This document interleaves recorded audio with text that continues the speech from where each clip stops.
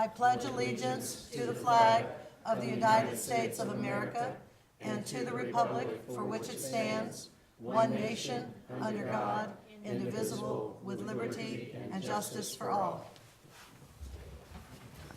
Very good. I'd like to take this opportunity to welcome everyone to our August Board of Education meeting. It is nice to see a crowd here tonight. I know we have some special recognitions to make. We also have some principals and coaches in the room with us, well as our talented and dedicated staff here from SLC and beyond. So with that said, we're going to, tonight, I'm going to call for one of my fellow board members to make an adoption of the agenda.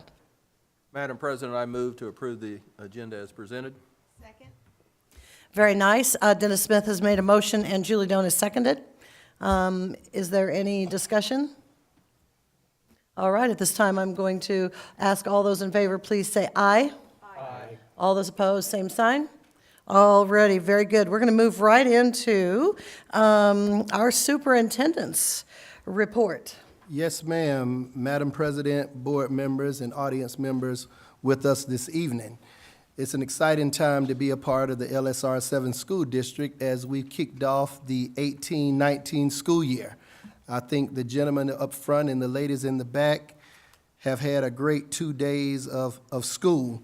We started our first day, of course, yesterday, and what an exciting day. We had News Chopper 9's Johnny Rowland at Summit Point Elementary School to drop off what they call swag items for kids in the new year.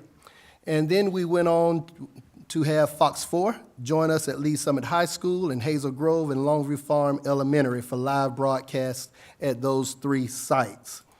We also had our first day of school hashtag LSR7 first day. There were several tweets going back and forth there, signifying that message we started at Convocation around common ground, and we are one.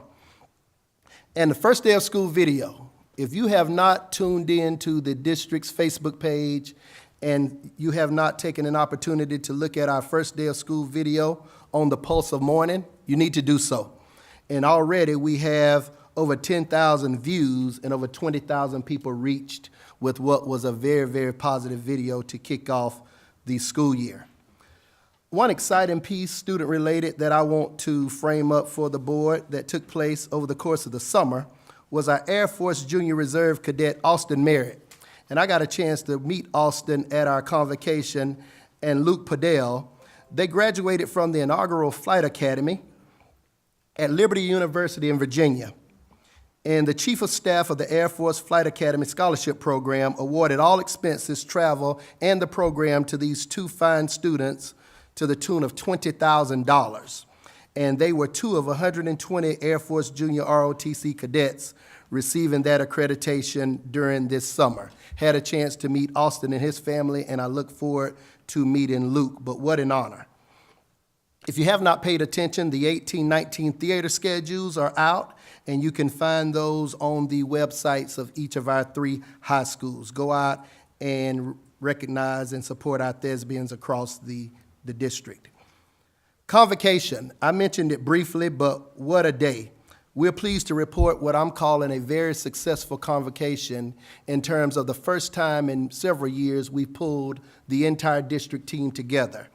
And we've sent out some survey information and the like, trying to gather some feedback around venue, length of program, content, use of video during the program, transportation to and from, spirit gear and spirit buses, what we saw from our staff, and in almost all instances in the 85 to 95% confidence area, we saw excellent and above average survey results. And I'd be remiss if I didn't read some of the comments. We heard things that sounded like this from our employees.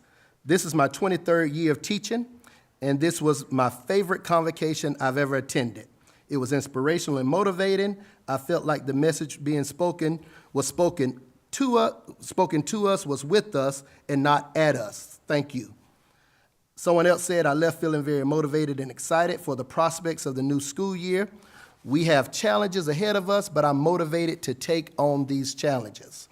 Someone else went on to say the event was not only emotionally charged, but encouraging to hear that all of our students will be developed to reach their potential in life because of the district's leadership and the wealth of diverse talent that the district has across the board. So those were some of the things we heard from our staff.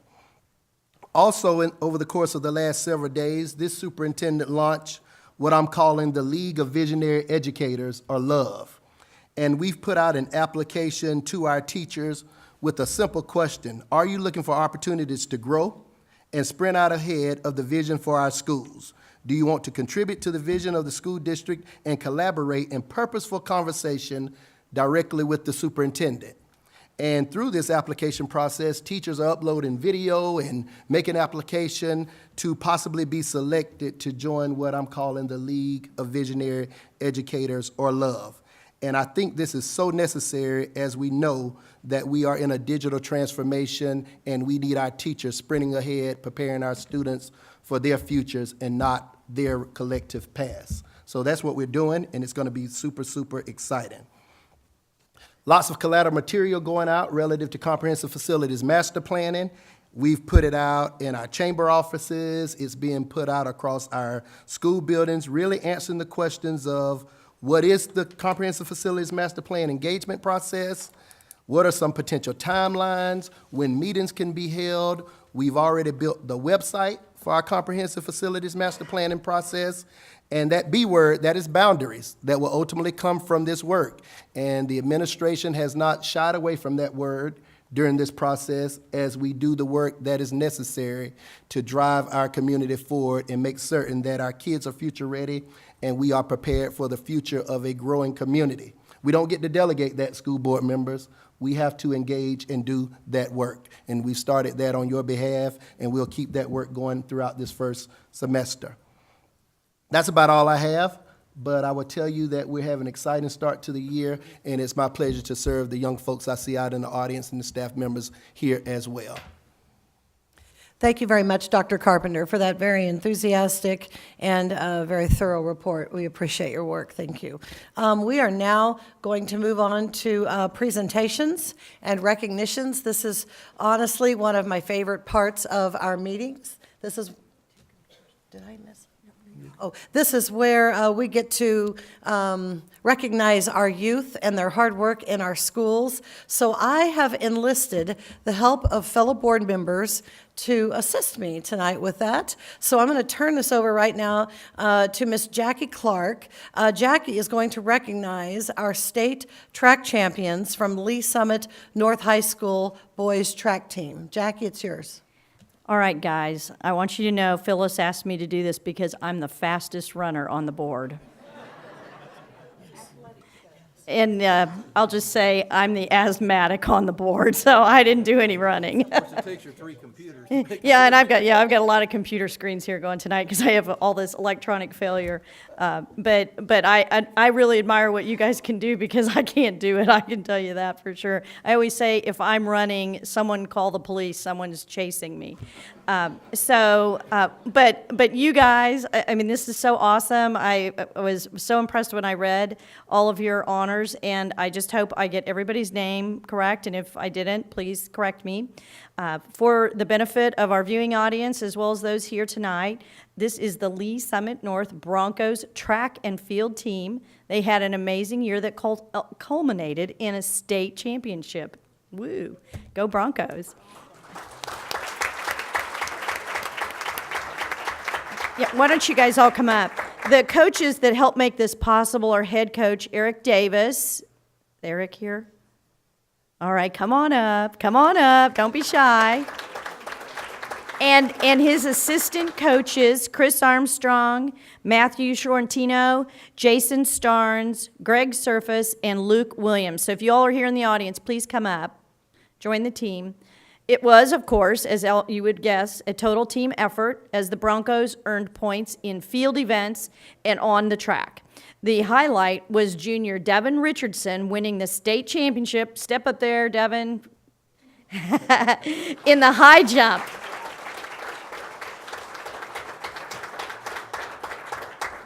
Devin also placed 4th in the triple jump as well. That was one of my great activities, triple jump.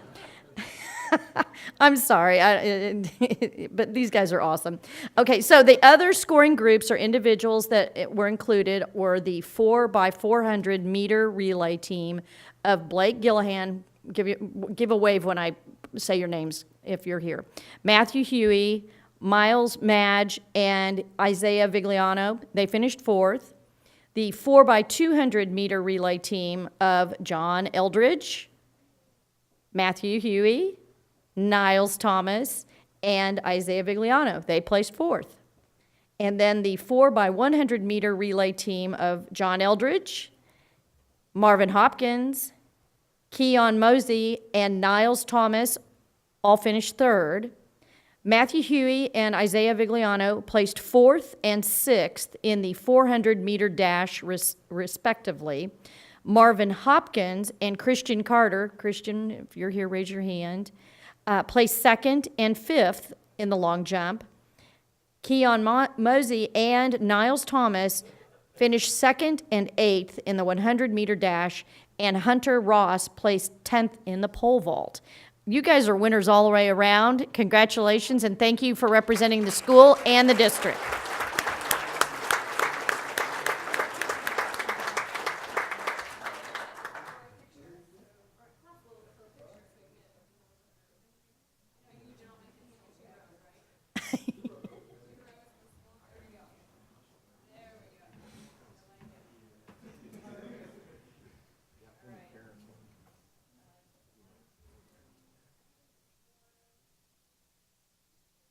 And parents, you're welcome to come up and take a picture too if you'd like to come up.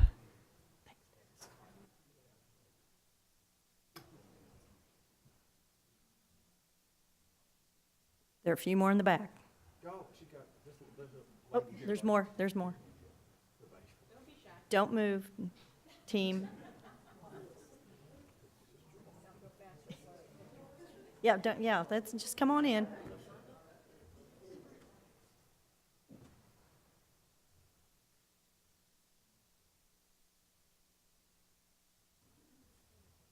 All right, thank you.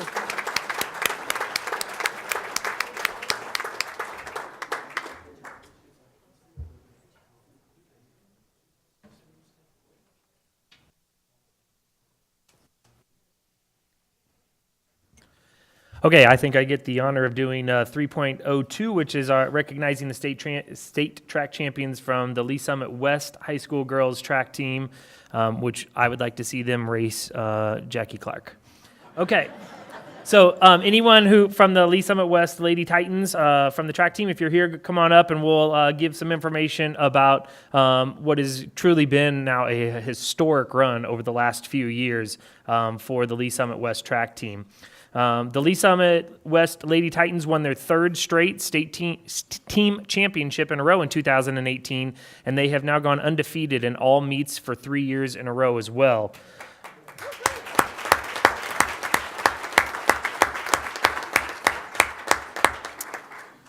A total of 22 all-state medals were earned by the girls, including state champions in 5 events. Michaela Kelby won the shot put and discus.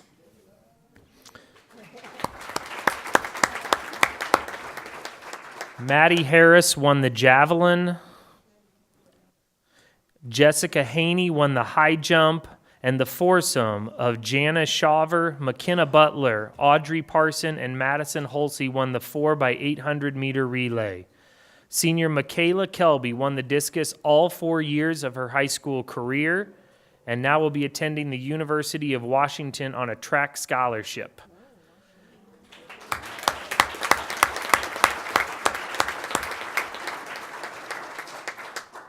Senior Jana Shaver earned her 14th All-State medal and is attending the University of Kansas on a track scholarship.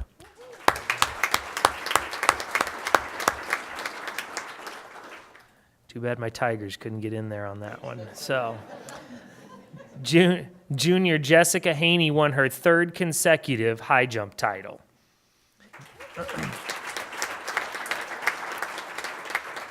And I read this earlier last week, and this is pretty astounding. The girls' team total of 86 points was 39 points better than the runner-up, Pattonville High School, that scored 47 points.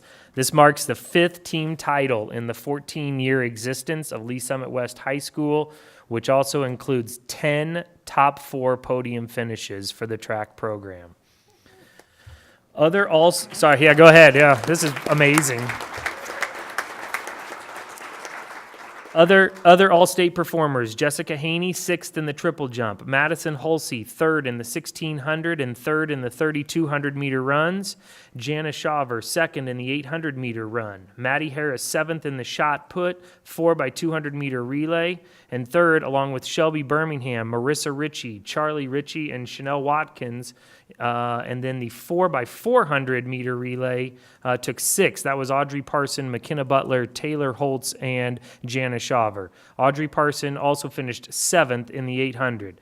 The team is represented here with Coach Jesse Griffin, and I think we saw Dr. Herzog is back there in the back as well. So congratulations to the Lee Summit West girls track team.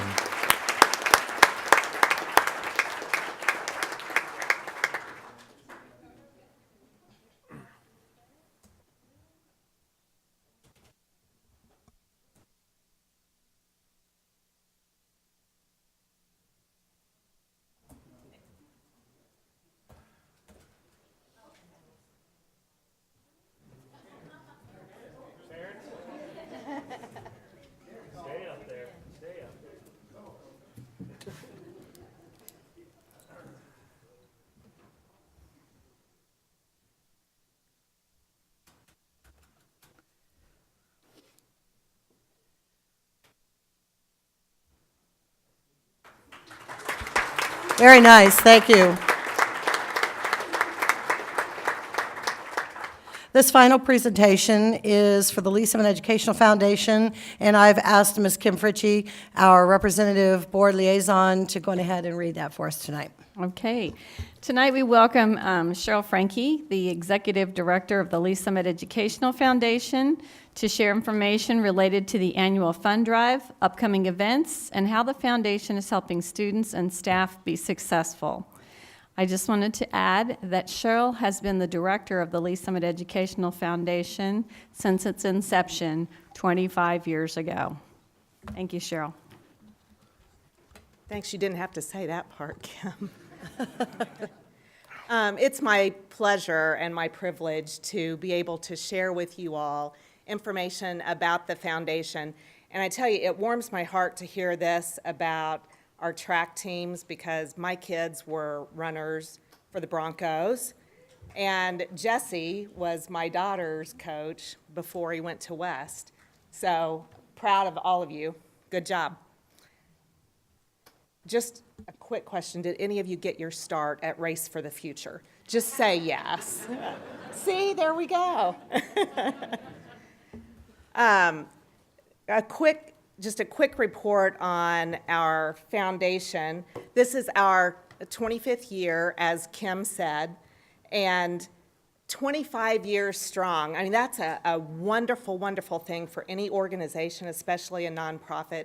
But to think about the foundation and its start from the grassroots effort of our community through our district strategic planning effort is really phenomenal, to see that idea that came from our community and see what it's doing for kids now. So a pretty exciting time.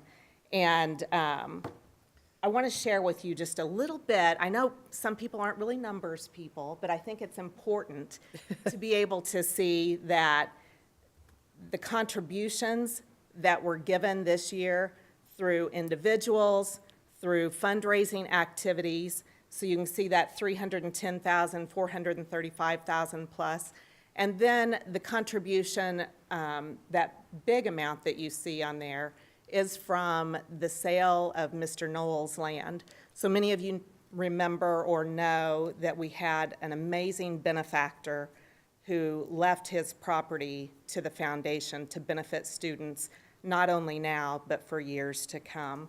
So very, very pleased with that.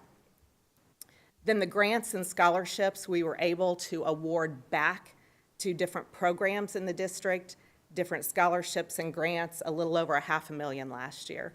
So that's about $75,000 more than we were able to do last year, all because of community contributions and them caring about kids. Here's how that broke down. We had several big projects that we were able to assist with in the district this year.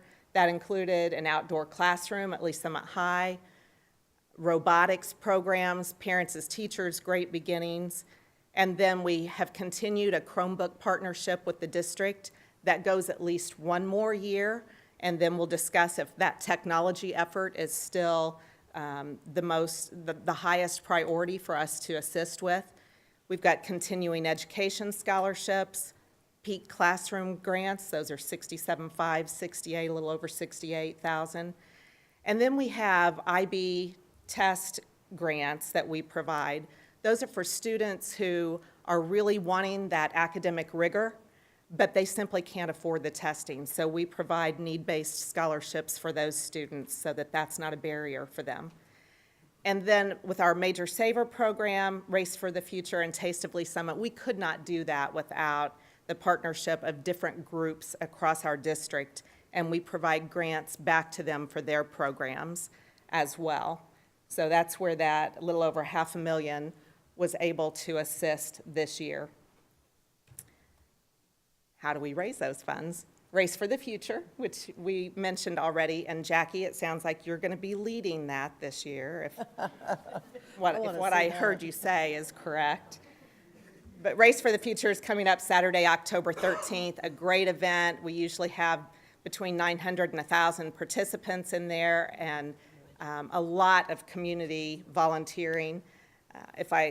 As I look up here, I can see people who over the years have helped in many, many ways bright and early on that morning. And Dr. Carpenter ran with the kids in the Kids Dash last year, and I beat a lot of them as he cut across the field, if I'm not telling something out of turn there.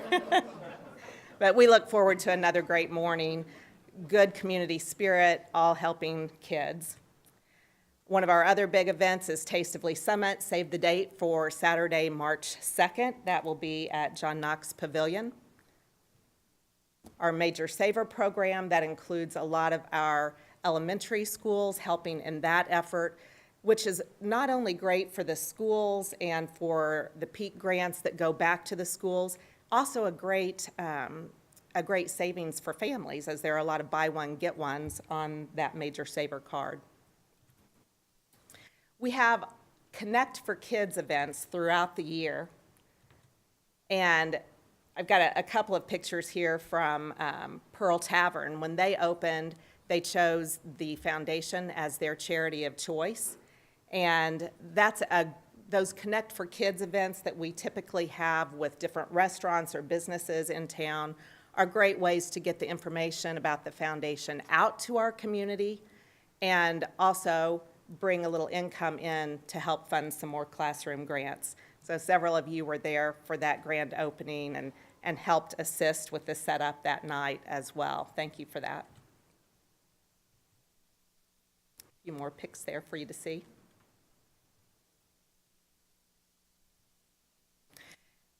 In addition to those events, we have an internal campaign where we reach out to our staff and give them an opportunity to also give back. That's our R7 fund drive. So that has kicked off with our administrators and with our new teachers, and will roll out officially with the whole staff next week. So watch for that.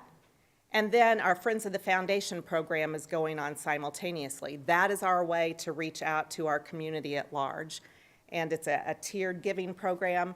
Many of you have given for many years. In fact, there are a couple of you on the board who, we've had this Friends of the Foundation program, this will be our 9th year, and there are a couple of you who have given every single year.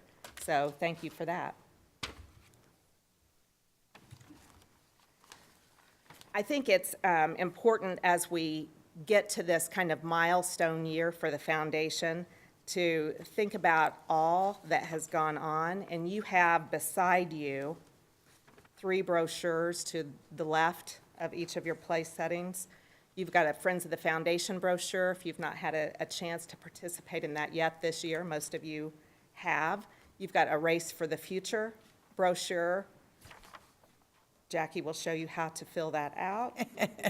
And you have a flyer that tells some of the highlights for the last 25 years for the foundation, ways that we've been honored to assist students and staff in our district. In this 25th year, I think any organization would stop and reflect on what are some of the great things that have gone on, which we've talked about, what are some of the challenges that come along as you continue to grow and expand.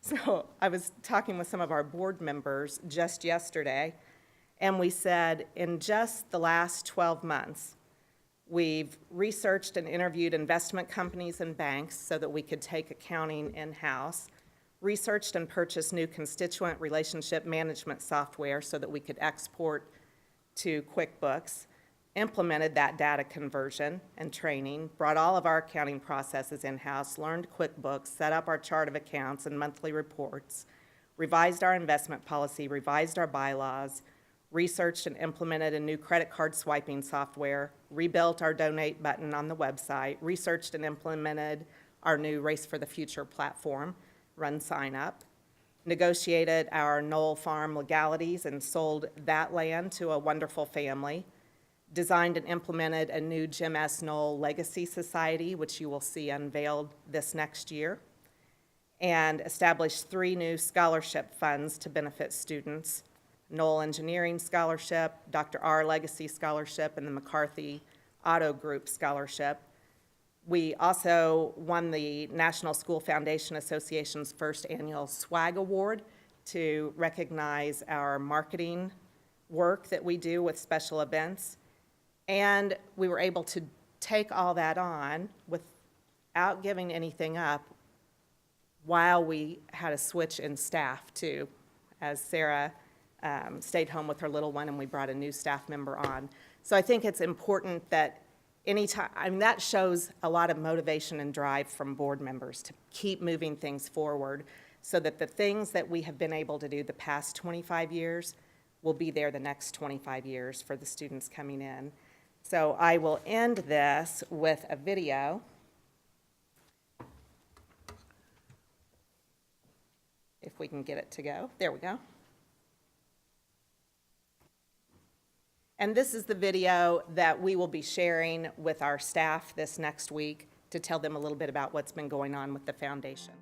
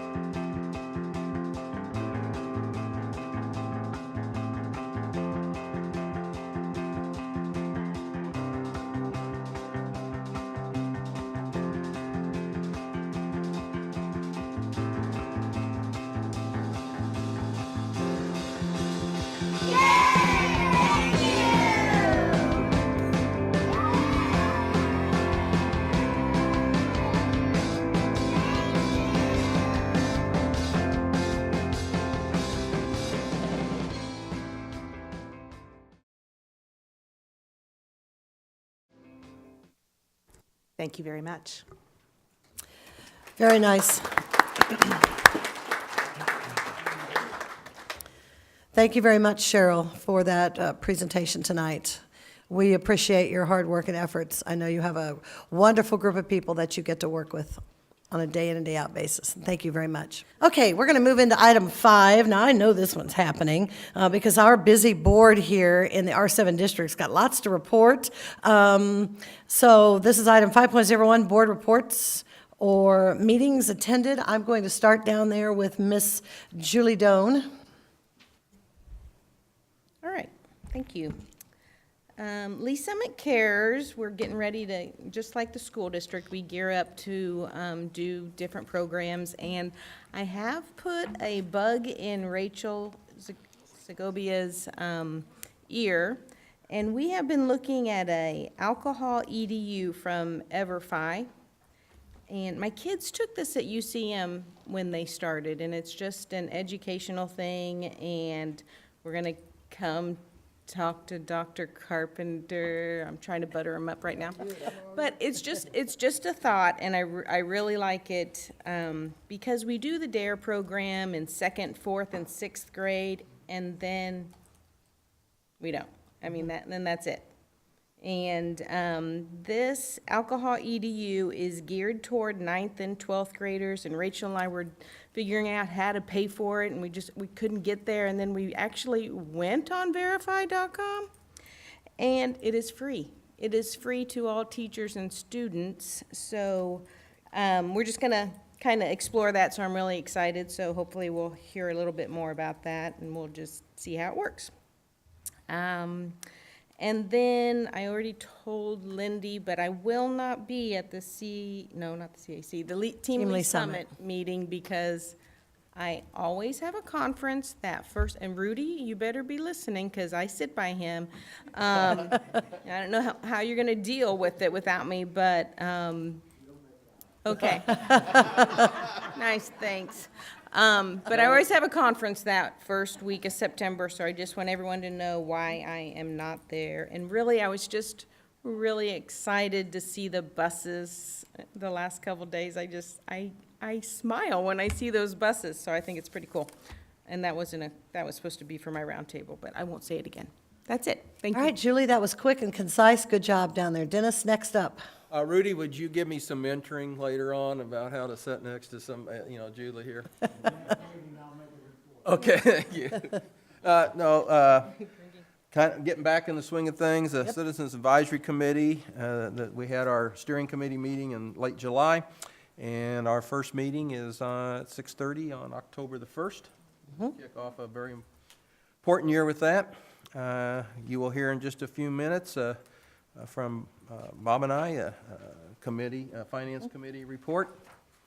At this time, we've not had any official TIF meetings with the city, but I would encourage us all to be astute to this because we need to talk with our brothers and sisters at the higher level of, not higher level, at the other level of city council to, as we move forward with some possibility of some TIF issues that could have an impact on our school district, and we want to make sure we get it right and that everybody hears that it's right. And that's all I have at this time, Madam President. Very good. I'm going to skip over now to Mr. Ryan Murdoch. July was not a very busy month for me, I'll be honest. None of my committees met, so I don't really have a report for you tonight. So there you go. Wow, thank you so much for that one. All right. Moving next to Ms. Kim Fritchie. Okay, as Cheryl said, the Friends of the Foundation campaign's underway right now with Lee Summit Educational Foundation, and we are hoping for 100% Board of Education and LSEF participation, so get those forms in, guys. Brochures are at your place setting again, so this is like the second one you've received, hint, hint.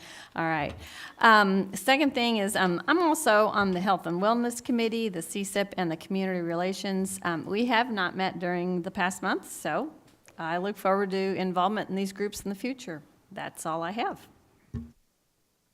Very good. I'm going to go now to the man on my left, Mr. Bob White. As Dennis already mentioned, the Finance Committee met yesterday, and the remainder of my committees meet in the spring. So probably won't have anything to report until then. All right, very good. I'm going to go right over here to my Vice President now, Miss Jackie Clark. Thank you. We had a chamber meeting at the last Friday of July, and I had to be excused a little early for a doctor's appointment on my nose. I don't know if it can be seen on the screen back there, hopefully not. Can you do a close-up? And Dr. Carpenter filled in for me. And since then, though, we've had, in my government relations assignment, of course, the primary elections. The election was held on August 7th, and so the field is now set for candidates seeking various offices, federal, state. For the fall, that election date is November 6th. And I really want to note, because for the first time in, 20-some years of voting here in Lee Summit, I actually had 2 people ahead of me that were not properly registered. And I was really quite shocked, to have one or 2, because usually it's really, really smooth, and it wasn't the election authorities' situation. So I just want to remind everybody that October 10th is the date for voter registration for that November 6th election. That's not a flexible date. You've got to have your registration postmarked by that date, or you will not be eligible to vote on November 6th. So there are great websites for Eastern Jackson County, as well as the Kansas City Election Board and the Missouri Secretary of State, if you need that information. Also, I've had the opportunity to engage this week with Congressman Cleaver and Lieutenant Governor Kehoe, and both are great supporters here of our district and eager to visit. And I want to echo what my colleague, Mr. Smith, has reminded this audience and our viewing audience, that we need to be mindful of some of the upcoming agenda items before the City Council as it relates to incentivized development in our community. Thank you. Very nice. Thank you so much. I'll just add a few things very quickly. I serve on the Team Lee Summit Committee with Julie Doan. She will not be there, so I will make sure, Rudy, that I live up to her name, hopefully. I'm looking forward to getting that going this year. And then also, I was excited to hear tonight in our superintendent's report about the Comprehensive Facilities Master Plan. Julie Doan and I both serve on that committee, and so we're really excited to jump in there and get the stuff going, and look forward to working on that. So I want to announce that, I'm not necessarily announcing, but our Teacher of the Year, Ann Braun, was one of top 6 regional finalists selected out of many from area school districts. She spoke recently at our convocation, and I imagine you're going to hear a lot about our convocation tonight from people maybe during our during our roundtable, because it was fantastic. But she spoke, and I just have to say there wasn't a dry eye in the audience. Then I don't think I've ever laughed so hard at a convocation. So she managed to do what teachers do. They bring out the best of us. They get us to think and feel, and then they bring light to it. And her speech was just wonderful. So wanted to add that, and I think that's really all I have to say. Anybody else want to add anything before we close out on that one? Okay, yes, Miss Julie? means you're on. I don't see it. Oh, there, I got it. Okay. My cord was in the middle. I was just thinking about city council, though. Now they're moving their meetings to Tuesday night, so we'll be able to do that. So I kind of think we should start going to that. Anyway, just a thought. Well, thank you for sharing that, Julie. Appreciate it. Okay, we are going to now go into our items for decision and finance, and I'm going to turn this over to the Bob and Dennis show here. And I'm not sure who's going to be, okay, I'm getting that Bob White's going to be presenting that to us this evening. Bob, it's yours. Thank you, Phyllis. Finance Committee met yesterday, and the following items were discussed at Finance. Our investments through July total approximately $100 million. A revenue and expense report. Expense percentages are within expected budget parameters. The unaudited fund balance is at 26.7%. In the balance sheet, Our total fund balance is at $119.4 million. Other finance issues, the 18-19 tuition rates. Following year-end financial reporting, the tuition rates are calculated using the actual FY18 revenue and expenses. At this time, no students are paying tuition for the 18-19 school year. Facilities update. Updates were provided for projects in progress and completed over the summer. Repairs at transportation. This was a pretty big deal.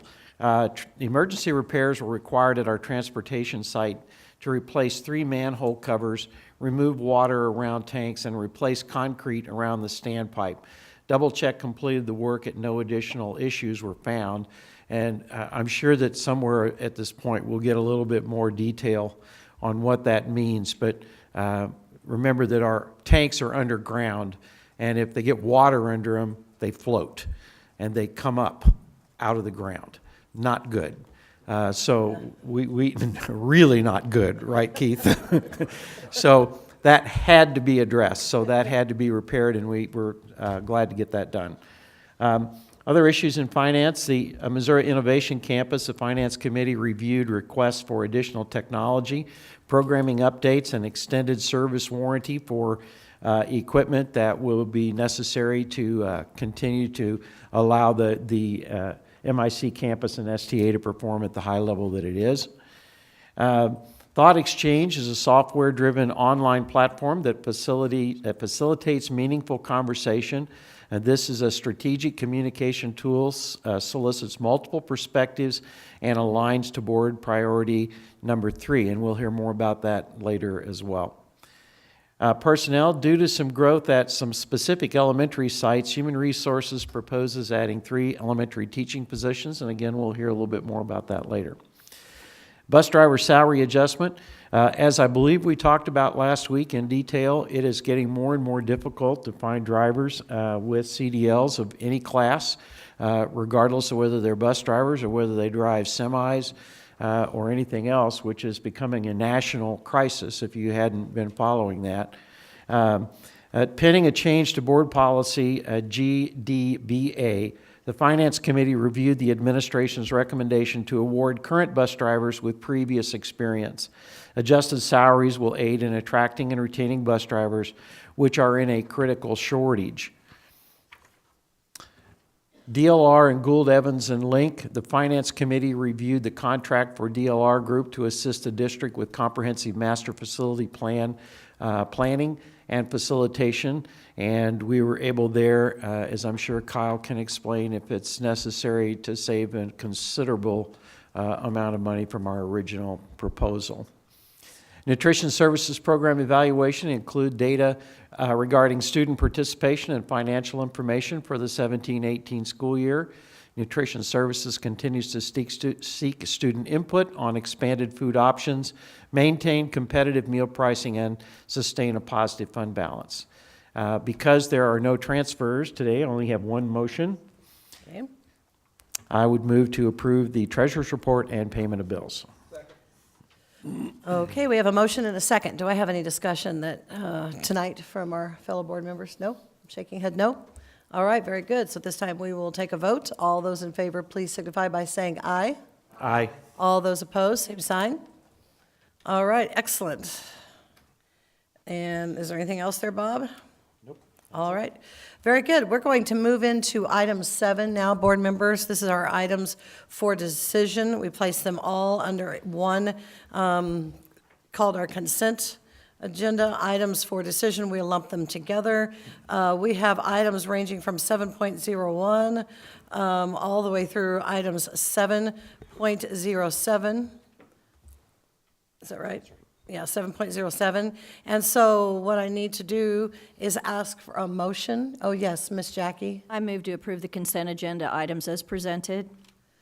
Second. All right, do we have any discussion? Okay, Miss Kim, I believe you have something? Yes, I just have a little quick question. With members of our community discussing the great need for skilled labor and career-ready individuals, I'd like to know what we're doing to promote the skilled trades in our middle and our high schools. does the Career Education Consortium offer us, this is 7.04, by the way, about the Career Education Consortium. Do they offer career fairs or any other opportunities for students in our district to become aware of those career options in skilled labor trades and encourage them to enter these programs? Just like to know a little bit more about that. Okay, who would like to speak on that? I would turn that over to Dr. Sharp, President Bologna. Thank you, Kim. Outstanding question. I'm gonna try to give you the most concise answer I can with everything that's going on. But if I may, if you take a look at what we have course-wise, we have a robust listing of courses. Let's just start with that. Across 712, we offer 27 career and tech ed courses that we offer our students. One thing that when you look at those courses, I have to say, when you start looking, you have to go back down to 7th grade. So let's talk about the courses that we offer for career and tech ed that go into those trades. After you offer those 27 courses, you start looking at what we do in 7th grade. So we offer career assessments in 7th grade through Naviance. We offer 2. One builds on strengths, the other one builds on interest. And then we take a career interest survey again in 8th grade. The reason why I'm going through that a little bit is this. If you look at our senior separation data that we have in this school, senior separation data, 80 some odd % of our kids are going to go to 2- and 4-year college. So, but then you back that up and you look at, okay, who are the most important kids or the decision makers, if you will, in our kids' decisions? It goes parents, teachers, counselors. And so you got to start thinking of what are the spheres of influence there to do that. So then you go back and you start looking at those interests, those 2 surveys in 7th, 1 in 8th. Then they start creating their academic plans. We're trying to build a foundation of a pyramid going up, and all of that is a key part of that as they build to go towards high school. As they go through those 2 surveys, they start creating in 8th grade that career-focused goals. Course plans are made through Naviance, which we've worked with for 3 years now. So it creates an electronic portfolio profile for each student, 7th and 8th grade. And so those are in there by interest and by aptitude that they have for that. So we build those, and then from 9th grade, as we start going, you start building that up. Tawny Bowman, who's our career curriculum specialist, she meets with every single freshman and teaches a career unit. So from that career unit, we start looking at how through personality surveys, and it helps making decisions because now you start looking backwards a little bit, and they start saying, okay, did I change from year to year? Because we know kids change their mind as they go through and they go up through that. So by the time they get through that, and then we get into 10th grade. 10th grade is really it starts getting to seriousness there, and they start really laying out their focus, which is in our program of study guide. So they make their career focus, their focus plan, which is in Power School. Okay, so that's when they take that survey again, so they really start looking again back at that personal plan of study, which is their career focus at that point. So they're really laying out the electives of what they're going to take their 11th and 12th grade year. So when they get through that, that's kind of the build as they go. That focused on learning, and they have that. For example, if you looked at a student's transcript right now, you would see their learning focus. And to your question, to the point, you would see construction, electricity, electronics, those types of things that would be career focused because that's board approved. And I can even tell you the page number because I do the book. It's 47 is the construction trades that's in there. So if you looked at that, you'd go through, you'd see it. So I pulled some of that data the other day because I was having a conversation with Jeff Buckner because he and I were having this very same conversation. And we started looking at it. So we started randomly pulling students that were in their area of focus. And there are several kids that are at Herndon, Summit Tech, Cass, wherever they may be, they are taking courses aligned with that focus because it sits on their transcript. So that's there. The CEC, yes, they offer all kinds of pathways, learning systems, support, tours, everything that they need to do to promote the materials to get our kids to take those type of courses. And so we start looking at it that way. That's kind of the lengthy version of that. I could go a little deeper, but I'll just stop right there. Thank you. That was an excellent answer. Thank you so much. I'm mesmerized. That was a really great answer. Thank you. I learned something tonight. That was awesome. Okay. All right. Is there any further discussion on our items of consent? All right. At this time, if there is no longer any discussion, we will now take a vote on it. All those in favor, please signify by saying aye. Aye. All those opposed, same sign. All righty, I believe that carries. We are going to go to item number 8. This is an item for decision. This is to ratify contracts over $5,000. Item 8.01. Do we have a motion?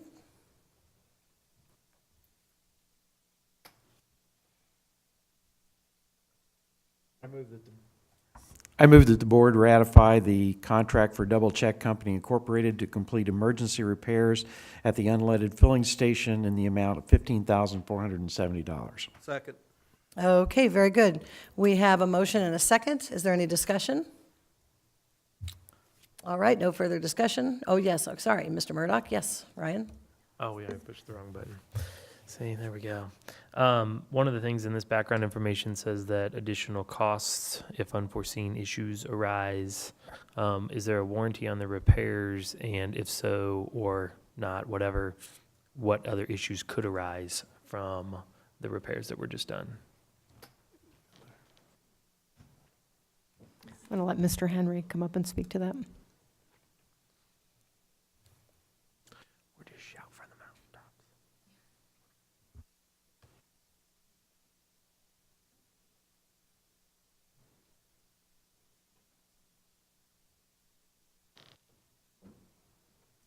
The warranty I'd have to look at to verify for sure.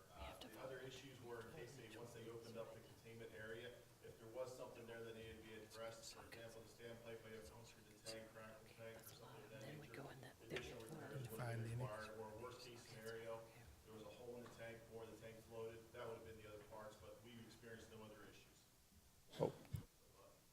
Okay, there we go. I'm sorry. Want me to repeat again? No, Okay. I heard you. So we don't have any unforeseen issues at this moment? No, we have no unforeseen issues. The repair went perfect, and this should carry us on for probably the next 15, 20 years. Okay, perfect, thank you. Yep. Any other questions? All righty, at this time, we will take a vote. We have a motion on the floor and a second. All those in favor of item 8.01, please signify by saying aye. Aye. And all those opposed, same sign. All right, very good. Moving right into item number 9. Now, these are also items for decision. We've lumped them together as well. All of our board members do their due diligence. They read through these, and if they have questions, they submit them prior, or they may have a question that's maybe popped up, and they have the opportunity to ask them tonight as well. But we are now going to, this is under the consent, items 9.01 through, I believe it is 9.13. I am now going to accept a motion, please. I move that the board approve new contracts over $5,000 as presented in consent agenda items 9.02 to 9.13. Second. Okay, very good. Ms. Jackie has made a motion, and I had a double second over there. Is there any discussion that we would like to have this evening regarding these? I know there were some questions this week sent via email. They were answered thoroughly. Thank you very much for that, staff. All righty, so we will now take a vote on these. All those in favor of items for decision, please signify by saying aye. Aye. And all those opposed, same sign. All right, very, very good. That does pass as well. Now we're going to go into items for decision now. These are items that we will individually make motions on, and we will individually discuss, and we will individually approve. So the first one is item 10.01. This is to approve revised DLR, Gould, Evans, and Link. It's a proposal. Who would like to make a motion? No, well, Oh, I'm sorry. Dr. Carpenter? no, ma'am. Madam President, I think it's appropriate to have the staff outline the recommendation being set forth by the superintendent. Item 10.01, Dr. Emily Miller, 10.02 would be Kelly Wachel, and 10.03 through 05 would be Dr. Deborah Del Sim. Get us started, Dr. Miller, please. As discussed in last month's work session, before you is a contract from the DLR Gould Evans Group and Link Strategic Partners. This work outlines planning and facilitation for the comprehensive master facility plan. Included in that's 460 hours to work with instructional leaders and understand the LSR7 curriculum management plan, 900 hours to conduct facilities analysis and develop short and long-term solutions, and 278 hours of engagement with staff, parents, and community members as a part of this process. I'll be happy to entertain any questions you have at this time. Okay, I have several questions here. Kim? Oh, I'm sorry, Ryan?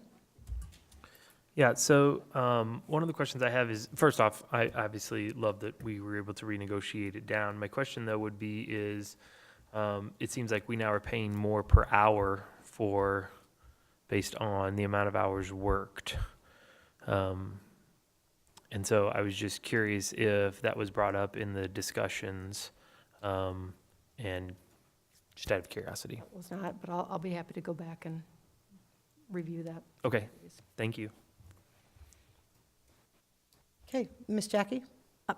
For the record, I know we had some interest in this number. What's the actual savings, the total dollar savings from the approved December? I think it was originally like 460. I believe it was 451,000. 451. Okay.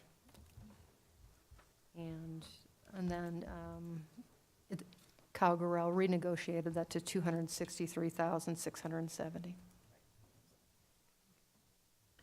Okay, any further discussion? All right, we'll take a vote on this. All those, Get a motion. I'm so sorry. I move the Board of Education approve the revised proposals submitted by DLR Group, Gould Evans, and Link Communications. Second. Excellent, we have a motion and a second. Any further discussion? Okay, we are now ready to take a vote. All those in favor of this, please signify by saying aye. Aye. All those opposed, same sign. Okay, very good. That passed. We're going to move on to item 10.02. This is to approve Thought Exchange Services subscription. I would entertain a motion, or I'm sorry, we want to bring Miss Kelly Wachel up, please. Mrs.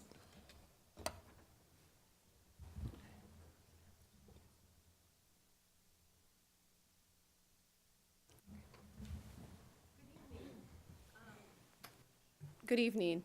You have before you some information about Thought Exchange, which is an online platform to use through your engagement process to have and initiate conversations in our community. As you see in the information, there's opportunity for internal exchanges as well as external exchanges. And my understanding is that last spring this was introduced to the SLT, had some discussions about the product with SLT, and over the summer have had some more direct interactions with Thought Exchange. And as we're looking at a couple items before us this year, we thought it was very appropriate that this was instituted as we move through the fall and the spring. Examples being, we have our CFMP process coming up this fall, and as you just heard, we have an opportunity to recoup some of the costs that we renegotiated, and we're looking at instituting an exchange for the CFMP process, meaning we can add an extra layer of engagement to that process along with online surveys and the online surveys and the engagement series with the in-person community forums. So you have information in your packet. I'm happy to answer more questions. And then we also wanted to talk a little bit more about that forward-looking piece of Thought Exchange. As we look at doing exchanges for the public, the larger conversation, this is really a tool that can be viewed as an engagement platform with the intention of connecting people. What's the larger conversation that's happening in the community, and how do we hear those voices that otherwise might not be heard in our community? It's important to us that we hear all the voices that contribute to the community of Lee Summit. We're also looking at communications research. What does it mean to build a 2, 3, 4, 5-year plan for communications in this community? And what does it mean to look at research and data around what people think about key messaging and perceptions in relation to our school district? So it's important to me that we gather some data and research and hear voices as we plan strategically for upcoming communication and key messaging in our district. Okay, very good. I'm going to entertain a motion at this time. No motion. No, I'm going to do a motion first. Mhm. Yeah, I would like to entertain a motion.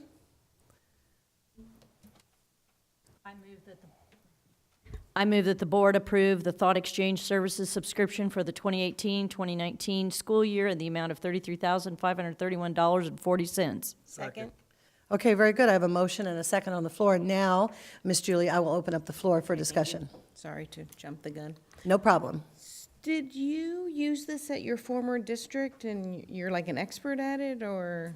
I wouldn't profess to be an expert. Okay. But I would say that I have used it twice. I piloted an internal thought exchange or exchange in my previous district, and then with the Missouri School Public Relations Association, which is the MOSPR group, we piloted some internal exchanges with that group, with Parkway Schools and a couple other districts, to get some internal key messaging for the School PR Association. So I've run 2 exchanges at this point, both internal, and have also seen the robust analytics that provided for those external exchanges, which I'm interested in valuing for the process coming up this fall. So that's good. You have a little background in it, so. Oh, yes, and Oh, okay. I think if you look at the background and experience in it, I've had multiple conversations with Thought Exchange, doing some demos and also the pilots, but talking with even Parkway Schools and Rockwood, both districts comparable academically, with Lee Summit, they're using them in the same ways that we're proposing to use them: facilities planning, key messaging, perception,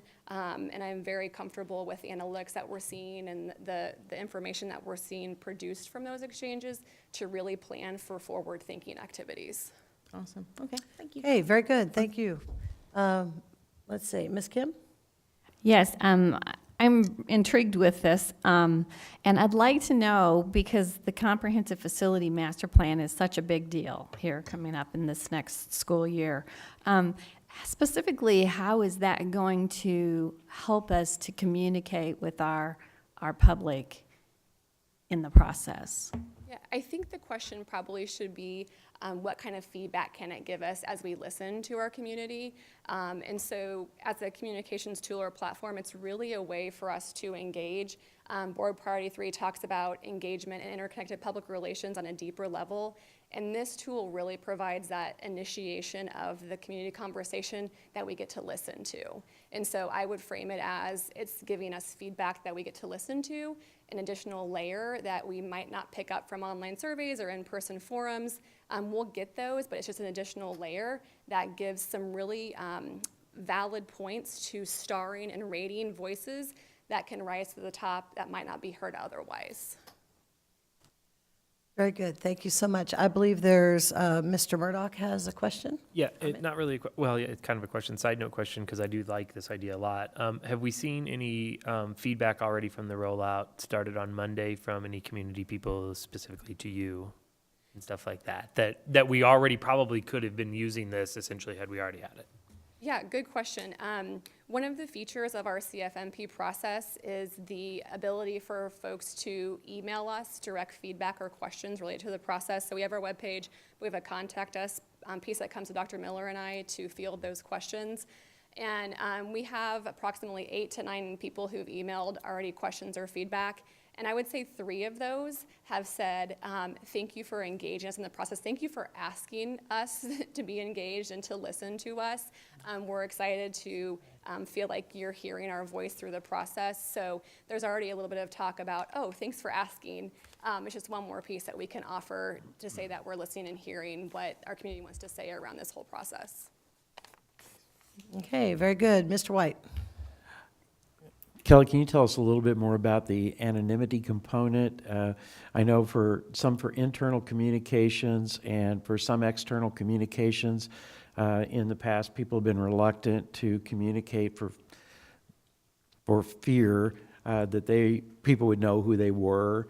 And I know you talked about this yesterday with us a little bit, and I wonder if you could tell everybody else about that. Yeah, so during the finance committee meeting, we talked a little bit about this, and I clarified further with Thought Exchange on a call yesterday. What we will say is that the information submitted is not tracked to a person unless you enter your email and you want your feedback and your voice to be associated with a comment. But they guarantee confidentiality. The word is confidential. So you're not going to see whose name is associated with any comments unless they put in their address and say, yes, please use my name associated with this comment.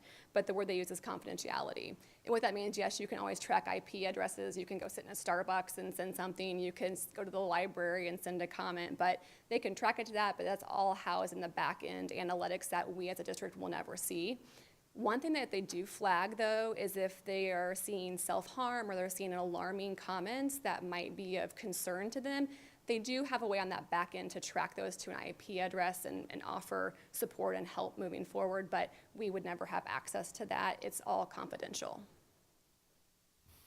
Thank you. That was kind of where I was wanting you to go with that, to let people know that this information is not stored locally. We don't keep it. It's housed somewhere else that we don't necessarily have access to. Yes, thank you for clarifying. Okay, very good. We've had some great discussion here. Mr. Murdoch? I'm sorry, that just brought up a question. Thinking about that, is there any concern about confidential comments or anonymous comments coming in from people that have no bearing on the district? That's a good question, and I would probably have to dig into that a little bit more. I just thought of it. I'm not trying to surprise you. I'm sorry. It's one of those things. No, I was that's a just good like, question. if other districts are thinking about borders and stuff like that, and other people, especially parents who might be living outside the district or who have a stake in relatives within the district, can they make comments, and would we still be taking those into consideration, just if they're anonymous? Yeah, I think that's a good question, and I can ask some more information about that with the Thought Exchange team. My initial inclination would be that it's still feedback that we're getting from somewhere that has the link that, maybe they're associated as a staff member or as a relative or a grandparent. They're still giving feedback that might be useful just as perception testing. But I have to dig into that a little bit more deeply to answer that specifically. Okay, very good. The only thing that I would add to that was a good question. Thought Exchange is not a tool to replace surveys. So if you're just asking for specific answers, A, B, C, D type thing, that will still happen through a survey process. Thought Exchange, you're looking for that global feedback to see which themes and ideas emerge at the top. So yeah, that could possibly come from out of district, but again, it's somebody's feedback relative to a broader thought. And if you look at the analytical side of it, that's what's super intriguing to me, to know that one voice is not carrying all the weight. The analytical system is allowing for all thoughts to be seen across the platform equally. Thus, what emerges to the top in terms of starring and scoring other responses is indeed what's at the top. So oftentimes, unfortunately, minus a tool like this, we tend to make decisions based on the loudest cage that's rattling. And that doesn't win the day in terms of a community of 100,000 folks. So that's super important. I thought that adds a little bit, Mr. Murdoch. Okay, very good. Thank you, Dr. Carpenter. All right, I believe we're ready to take a vote. No, I have one more question? No.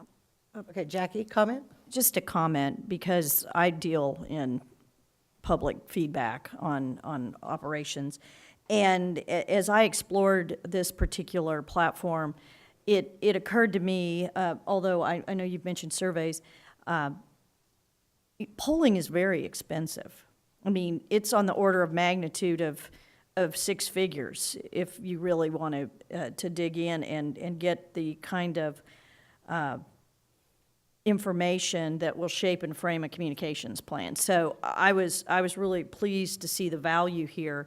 I've engaged with a number of what I would call grassroots-based platforms in the last several years, and this seemed to be one that was fairly unique in its application, and knowing what we are understanding about our school district, that our constituencies, I think this may be a really good first step in helping you to frame that strategic plan and to create those messages. So I think that's going to be very helpful. And I think more to Ryan's question too, even on surveys, you don't know who's answering the phone.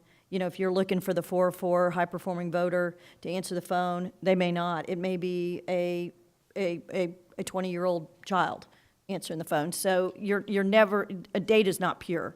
And that's one of those things that you just really can't account for. You'll get some stray data, but even when you do surveys, you've got the margin of error that is a plus or minus. Good polling's about 4 or 5, but I think it looks like a pretty good investment for what I think we can stand to benefit from, particularly around the comprehensive facilities management plan. Okay, I do not see my board lit up any further, so it is now time to take a vote. All those in favor, please signify by saying aye. Aye. All those opposed, same sign. All right, very nice work, everyone. We are going to move down to the next one now. This is item 10.03. This is the approval of 3 FTE. I'm going to turn this over now to Dr. Deborah Del Sim. Good evening. Thank you, Madam President. I am recommending 3 FTE to our professional account, and I've been working with our SLT. We've visited with Finance Committee, as Mr. White said, and Dr. Kephart to recommend those FTE to our staff with the board approval. Okay, very good. So I believe we're going to take a motion now.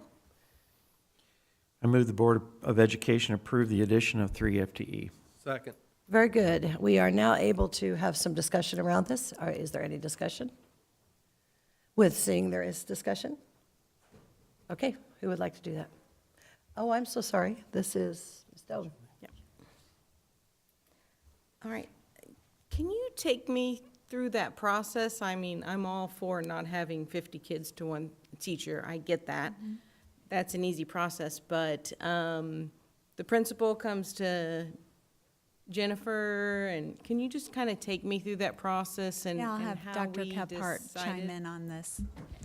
Absolutely. Thank you for asking. So we spend quite a bit of time starting at the end of July. Once we have a good idea that online enrollment has begun, that we start looking at grade levels of students that are in Power School and are in InfoSnap, so who are going through our online enrollment, and we begin to have counts. If school was to start tomorrow, what do we relatively imagine will start with us during that time? So as all of that is happening, we also have in-district transfers. So we start at the beginning of August to approve in-district transfers once we have a good feel for classroom numbers and once those numbers start coming through the online enrollment process. So really that online enrollment process starts us looking at numbers. So as we begin looking at numbers, we know we have had conversations based on projections for the following year, based on roll-up of students in grade levels, so second graders going to third grade. We start having those conversations with principals and with teachers in February. So it's very early in the school year ahead of time. So we place teachers in those projected areas. Now that growth tends to then occur once online enrollment starts and once transfers begin. If we are high in a certain grade level, then we do not allow the transfers to occur in those grade levels. So most of those counts change very dramatically from the beginning of August to when we actually have bodies and seats yesterday. So some of that is dropped students, and what a dropped student, we call them. We hope that they are a part of our district, but sometimes they don't show up on that first day, and we have planned for them to be. So it really does change in the elementary world, and one student can make a difference on those class size counts. Okay. So, and maybe this isn't a question to you, but does it come from our budget? Is it a non-allocated? For the cost of the teacher of the FTE, I may have somebody else answer I know, that. I don't know who I would think answer Dr. Miller that. could jump in on how that's appropriated. That would be in addition to the current budget. Okay, so where does that come from? Reserves or? Well, it's interesting because we approved our tentative budget, of course, and now we're in that space of we have to work with the bodies that show up, and they're here with us. So at this point, when you add 3 FTEs, we'll have that approval, and when we do budget amendments, that will be an amendment. But at the same time, there are things that are in the existing budget that you might not ever utilize. For example, I don't want to rattle off random numbers, but there was a significant investment in the budget that comes to my mind relative to free and reduced lunch students participating in the innovation track. And when we put those numbers there, we were accounting for something that might mirror the secondary school population. And I think today, Sharp, that number's only, 2 or 3? 3 students. So see, right there is one example of dollars that are in the budget. So when it all shakes out, is it an ad? Is it not an ad? Is an ad to that particular line? Maybe not an ad to the budget. Okay. Thank you. Any other questions, comments? Yes, Ryan? When will we take essentially the next census of students going through the classes to get a count? So I continue to watch with elementary principals. I take what I call bodies and seats and verified absences. We continue to watch those on Wednesdays and Fridays for the next couple of weeks. However, we've been working with Dr. Gates, and her team will continue to watch those every day. So we watch them for a good 10 days. Our drop period is after 10 days. So that really does give us, once that 10-day count happens, it is a good count. However, in the elementary world, we grow anywhere from 50 to 70 students over the course of August into September. So our official count as a district is our September count. Okay, and that's what I was curious about, Yes. because a lot of times the addition, especially after the Labor Day and stuff like that. Yes. Okay, all right, thank you. Okay, very good. Any other comments or questions? Dennis? I think, Dr. Kephart, if I'm correct, that official count, which goes to the states like the last Wednesday in September or something to that Yes, nature. Yeah. that's correct. So, yeah, there is a. And there is an official There's day. an official date that sets the stuff. Okay. Okay, very good. All right, I believe I have a motion and a second. I'm now going to ask for a vote. All those in favor, please signify by saying aye. Aye. All those who oppose, same sign. All right, very good. Thank you very much, Dr. Kephart. Okay, and then we are going to go to item 10.04, our personnel report. And once again, Deborah Delsim, tell us what's going on. Yes, we're going to keep going here. With the board's approval of policy GDBA language addressing critical shortage, before you now is our recommendation addressing adjustments of bus driver salaries for your approval. Okay, I need a motion and a second. I move that the board approve the bus driver salary adjustment as presented. Second. All right, very good. We do have a motion and a second, and we now may have some discussion on this. Anybody have comments, questions? Jackie? I just want to note, it doesn't matter what corner of the state I'm in, the shortage is there. So this just will, I think, make us more competitive, particularly in this region. So I think that's a solid recommendation. Okay, very good. Anybody else? All right, we will take a vote on this. All those in favor signify by saying aye. Aye. All those opposed, same sign. And the motion does carry. And then we go to our last one, 10.05, and again, Dr. Delsim, All right. this is yours again. Happy to present. Our last item is our personnel agenda before you, our recommendation of the personnel agenda for your approval this evening. Very good. I will take a motion and a second. Madam President, I move to approve the personnel transactions as presented and contracts issued. Very good. Second? Julie, thank you very much. We do have a motion and a second, and we will entertain discussion at this point. Anybody? All right, very good. No further discussion. All those in favor, please say aye. Aye. And those opposed, same sign. All right, Dr. Delsim, we have given the thumbs up on your personnel report. Thank you. Very nice job. Thank you.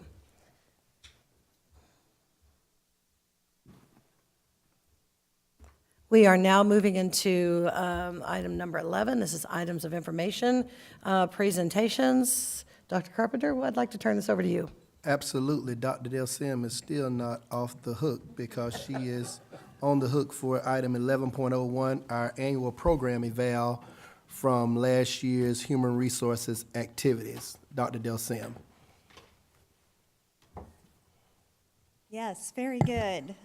Thank you for the opportunity to talk about the HR team and our work that really is throughout the district, and we collaborate within that work with so many departments and our administrators all year long. So the mission of the HR department is really pretty simple. We work all year to hire high-quality staff to work with our kids. That's basically what we do. So who are we in LSR7? When you look at this, you see that we are just over 2,700 employees district-wide, and about 2,500 of those employees are teachers and support staff that work directly with our kids each day. 128 of those professional staff and administrators that work with our kids. In that professional group, there are nurses, our OTs, our PTs. That's what that group slices out to be. So that staff, when you look at those employees, how do we make things wonderful for that staff every day? Well, that's collaboratively with Team Lee Summit.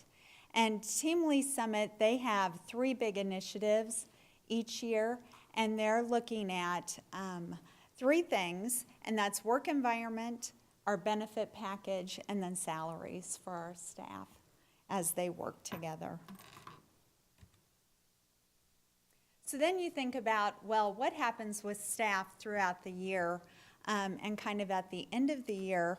The retention rate here in Lee Summit is really fantastic. So when you look at that over the 3-year spread, we only turn over just under 10% of our staff each year. And of that 10% is really less than 10%. Classified as the greater portion of staff that turns over that employee group versus our certified staff when you look at that. But that's pretty normal for school districts. That employee group, their life is in session a little bit more than our certified staff.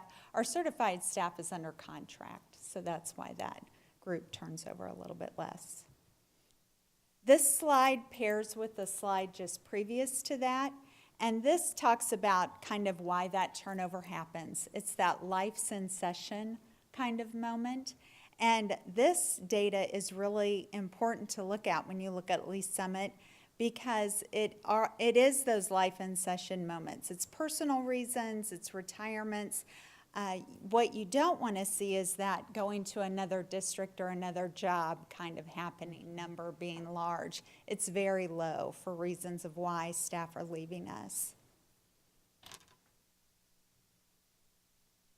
One thing that R7 does that you do not see really in many districts at all is we not only encourage our staff to continue their degrees, but we have tuition reimbursement for those staff, and that's the component that you don't see with other districts. You'll see the master's side is more extensive than some of the other higher ed degrees, but that's pretty common in most school districts.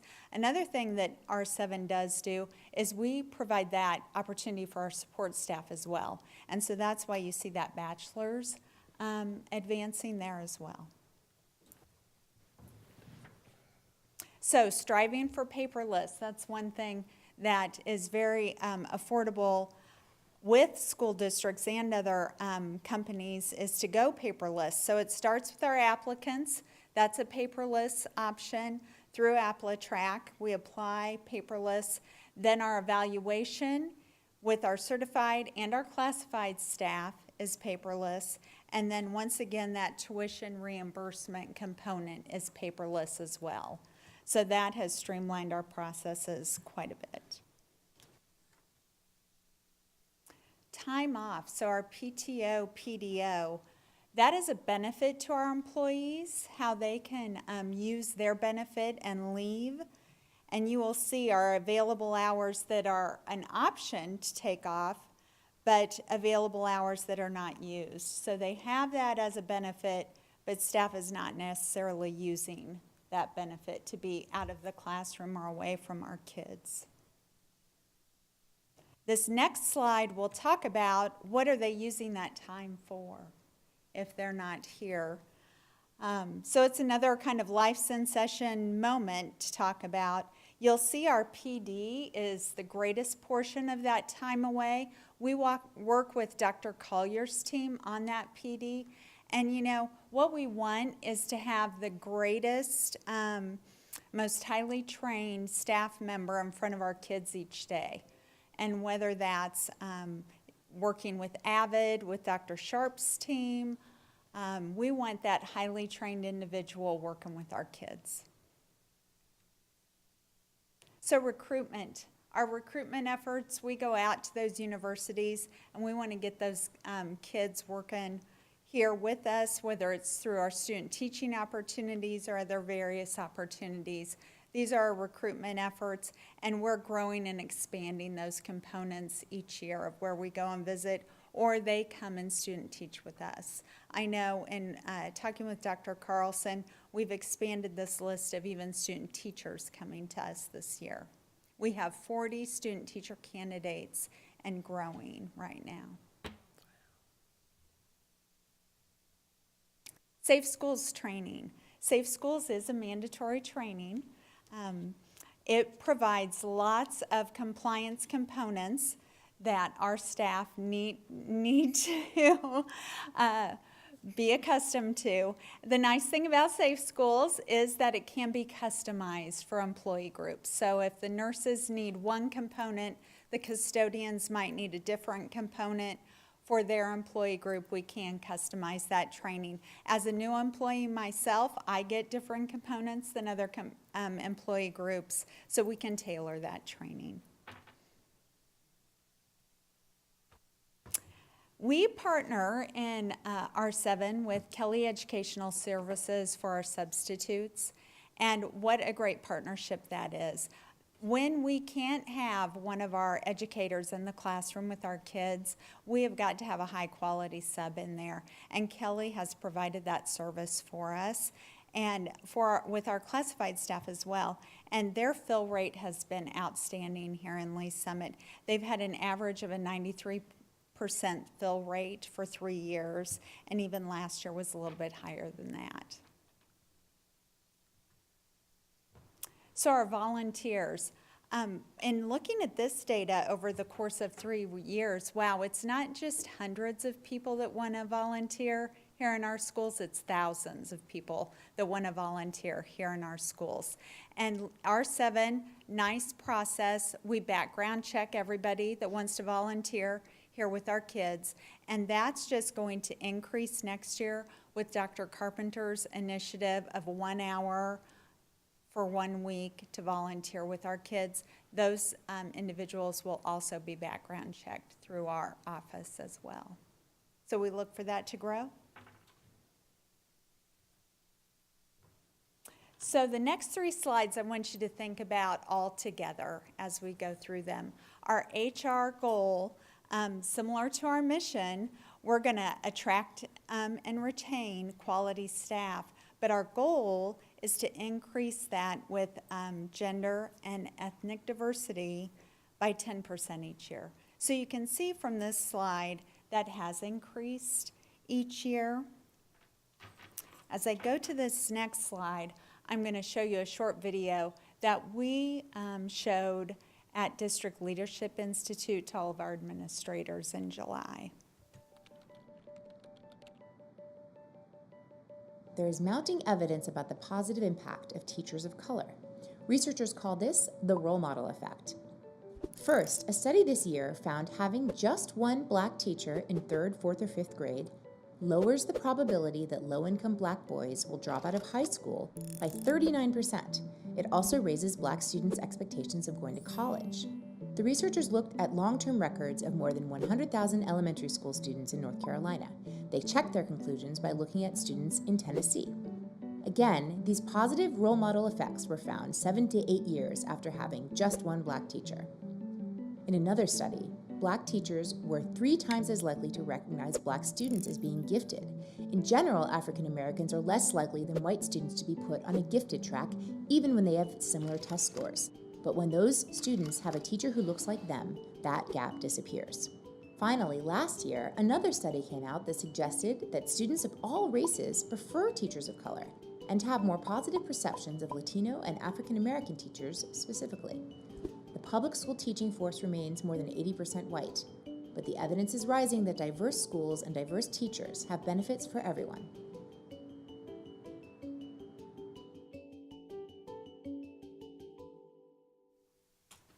So we used that video with our district leadership team, and they had lots of takeaways, and then we paired it with this slide because we're just not there yet.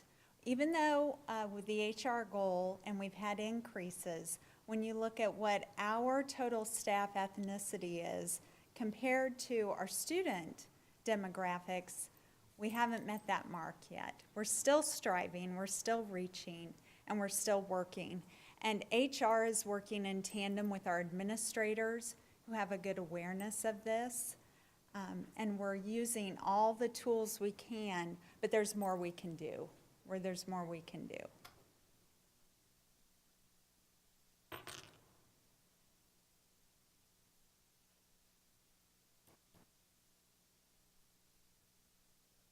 So looking ahead to 1819 with Common Ground, we are opening up partnerships and having conversations. Some things that we are going to move toward is advertising with HBCUs, both electronically and in print. HBCUs are historically black colleges and universities. That's one opportunity we have. Working with other partnerships, working with MU, with MPER, which you might know the Missouri Fellows Program, so reaching out with them. Our student teachers, as I said, we already have 40 on deck, starting a student teacher breakfast. That's going to be September 21st, so beginning to recruit already with our student teachers here. We just have lots of things that we're going to start partnering with other outside organizations, as well as our IoT team, working with them in recruitment. What other information can I provide you this evening? I believe Julie has a comment, question. Absolutely.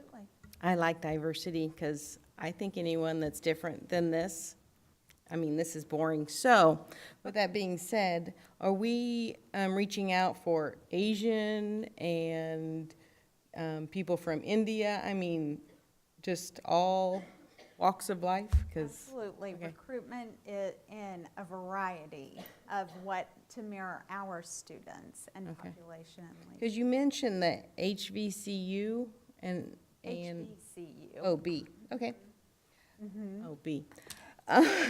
So, is there any groups for the Asian and from India like that? Well, we would be working with other community groups, yes. Dr. Carpenter and I have already met with a variety of community members and working with them. Okay. I used to work at UCM, so we had a ton of professors from India and Asia, and I just I liked that diversity. So just making sure we're looking at all of them. Thank you. Okay, so I'll be remiss if I didn't add a little bit to that. Thank you. So when you look at our student population, you have to be mindful of the fact that your second largest population of students are African American students. And they are the most underrepresented in terms of their teaching staff when you look at that number.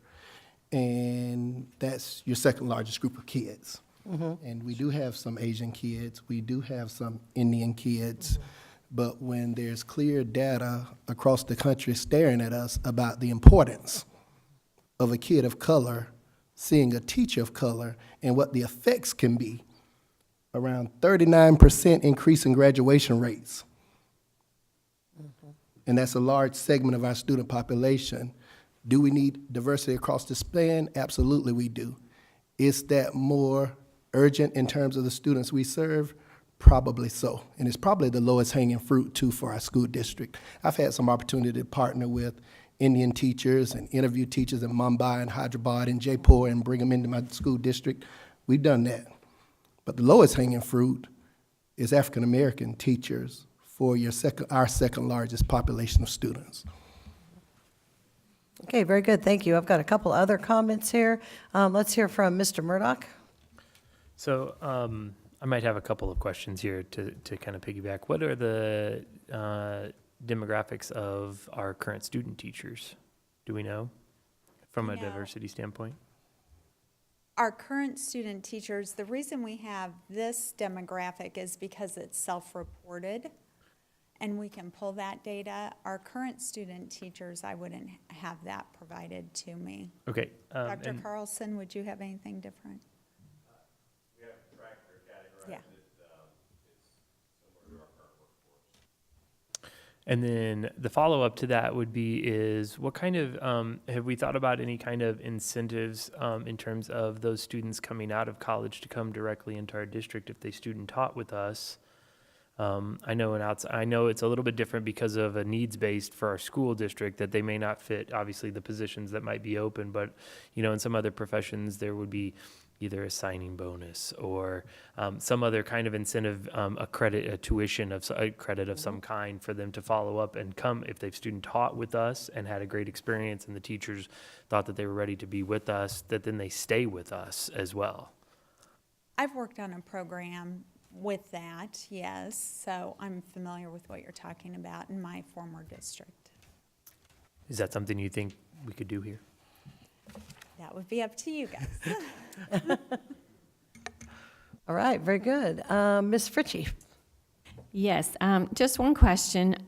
We were sitting up here, I don't know if it was about a year ago, I think, and I thought we hired Dr. Gumsey to help facilitate trying to bring us more diversity in our teaching staff.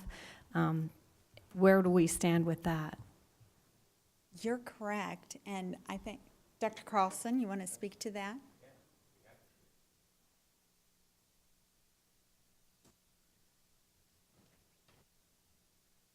Yeah, great question. Our work with Dr. Gumsey was very successful, and that's reflected in the data that you saw a few slides back there, where 17% of our new teaching hires added diversity to our schools.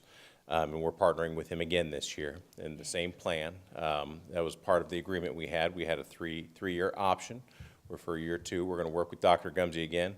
He's out there recruiting with us at the universities, out in the community, churches, and different civic organizations to bring diverse candidates to our principals and to our interview teams. Yeah.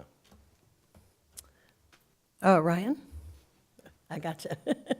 Sorry, I'm not trying to make the meeting longer, I promise. This is a totally unrelated question on your slide about substitute teachers with Kelly Services. So we have a 93% fill rate. What is the teacher feedback on the substitutes that we're getting within our classrooms? Like, do they fill out, obviously based on how the sub did while they were actually there in the building? I'm assuming they do, but. Well, I'll let Dr. Carlson or Dr. Collier jump in as well. I know the process. I don't know the feedback that's been received here at R7 necessarily, but there is an online form that's an option that our teachers or our principals can fill out immediately on those substitutes through Kelly. Exactly right, and that covers it. We get feedback each day on the subs we have, and they're doing a nice job. We have a broader pool, more diverse pool, and our fill rates are higher. And I'll mention, that's what our teachers really appreciate, is one, that we're having quality subs, but that our fill rates are higher, and we have teachers in the classrooms with our kids. Okay, very good. Any other questions? I do believe I see a light down here.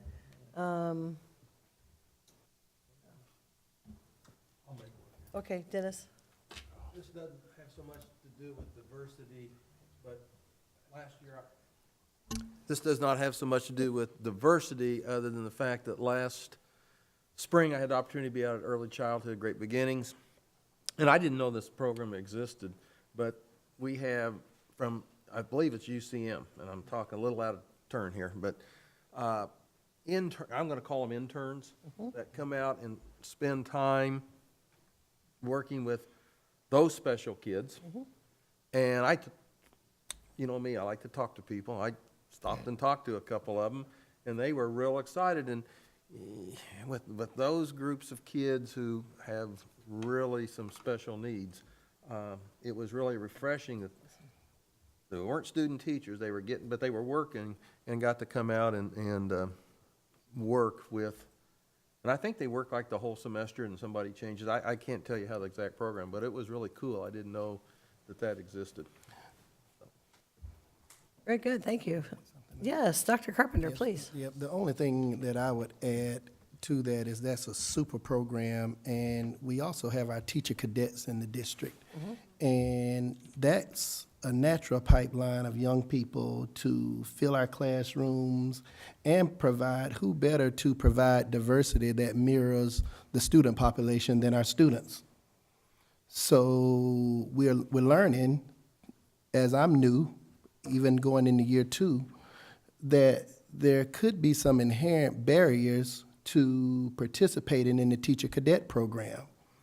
One of which is that obligation that a young person would have a car to get from their school to the site in which they serve as a cadet. And that automatically helps with the teacher shortage, if we want to help with that. Because there's some young folks who might want to be a part of that program that can, if it requires their parents' budget to have a beater for them to drive and some insurance for it, and that just might not be in all home budgets. And that's just not an impoverished child, that's a hardworking middle-class family also.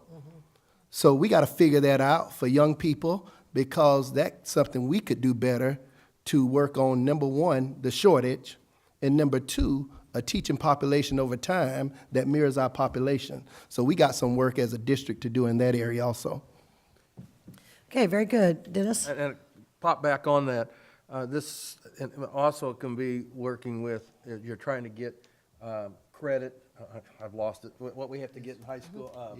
Community credit. Yes. Community service. Community service. My granddaughter this summer went to Great Beginnings and worked, and because she could get hours working with on the community service, and I mean, it wasn't because of me being on the board, but word got back that some teacher went to another teacher out there and said, "Wow, this girl's got a heart for early childhood," which has now put a bug in her That's so cool. in her ear Yeah. to maybe pursue that. And but again, it's through communities. I mean, she had the opportunity, went out and did summer school and had that opportunity. So when Dr. Carpenter mentioned those other avenues, there's all these kind of little things that you can maybe plug into to do those things. Yeah, and all of us come into contact with kids, and we identify those at a young age. Hey, you really got that teacher in you. So, yes, I have a couple down this way. Let's hear from Ms. Fritchie. Yes, just, I have a question about the substitute fill rates too, now that I've listened to some of this discussion and I'm looking at the numbers.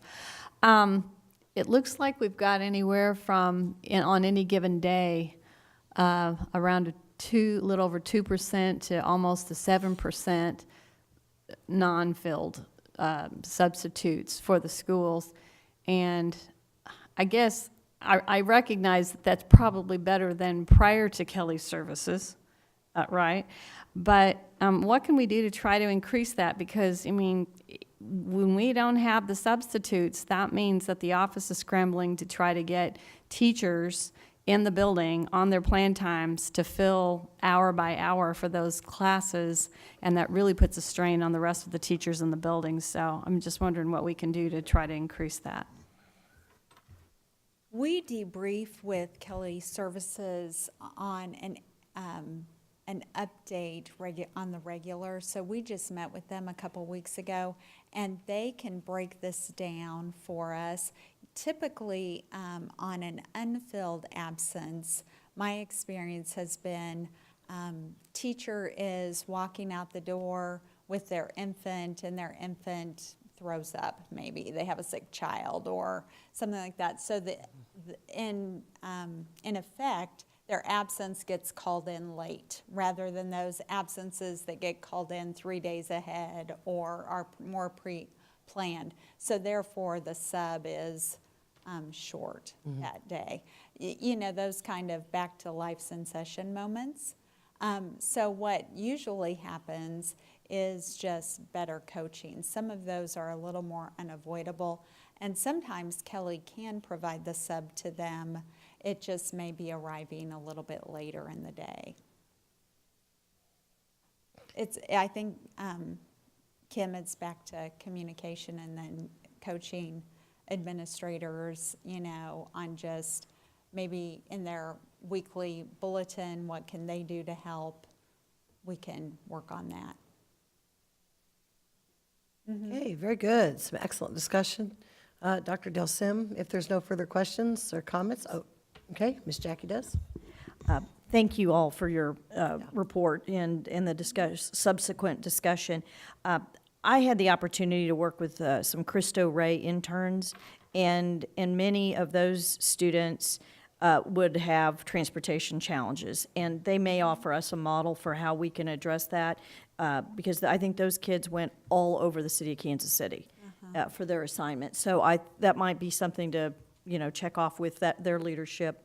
The Kelly Services slide was of interest to me because there's that 500-hour limit. It was just created in a statute, I think 2 sessions ago. Yes. And I know I have heard from retirees that feel really constricted at that number of hours. So that was my experience as well. And so what we found is our retirees became very strategic.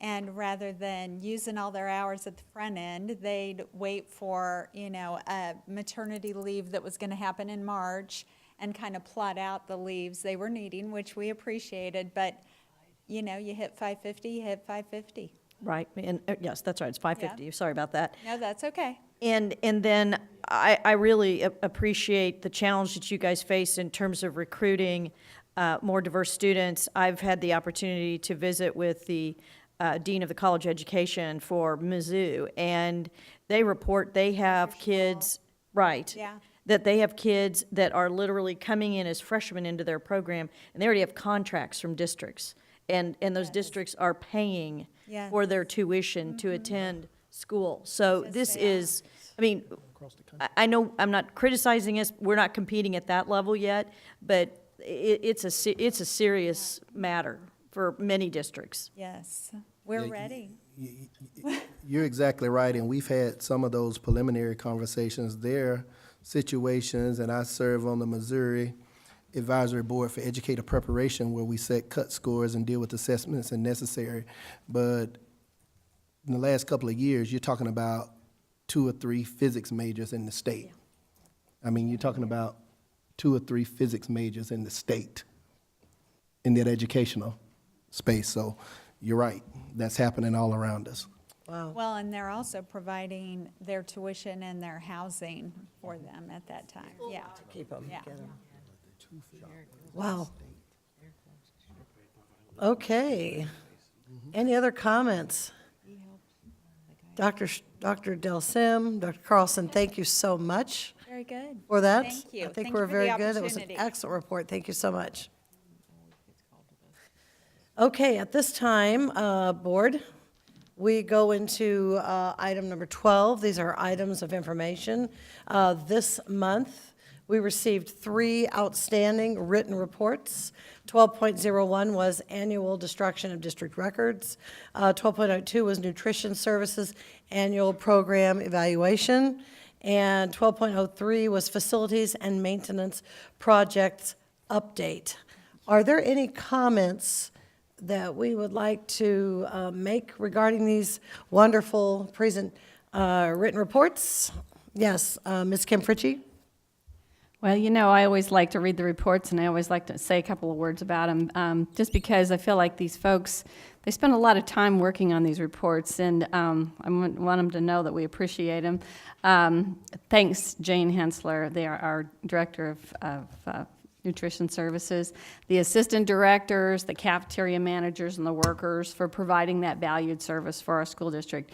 We truly do appreciate the dedication of all of our workers and to our students, and providing those nutritious meals and keeping the costs manageable. One of the slides in this presentation that I was really in the PowerPoint, I really found interesting was the comparison of the Lee Summit R7 breakfast and lunch prices with the other school districts. And I would say that our prices are 15 to 35 cents less. Excuse me, I just had a pop-up here. Okay, anyway, they are 15 to 35 cents less than all but 2 districts in the entire metropolitan area. So I think you guys are doing a great job of providing the nutritious meals for the amount of money that our students, or our students' parents, must pay to feed our students. So thank you very much. Thank you, Kim, for those comments. I'm going to go right next door to your neighbor, Ryan. I know, I'm just full of questions tonight. Oh, I you am going to are. ask, I read through the report in the PowerPoint, and it's excellent, by the way. How many delinquent accounts and unpayable accounts. I mean, do we have, it wasn't in the PowerPoint there, like an estimate or any kind? Because I know that happens, obviously, and I'm just curious if we have any idea. And if not, it's okay. Yeah, I hate putting you on the spot. I'm sorry. I didn't mean to.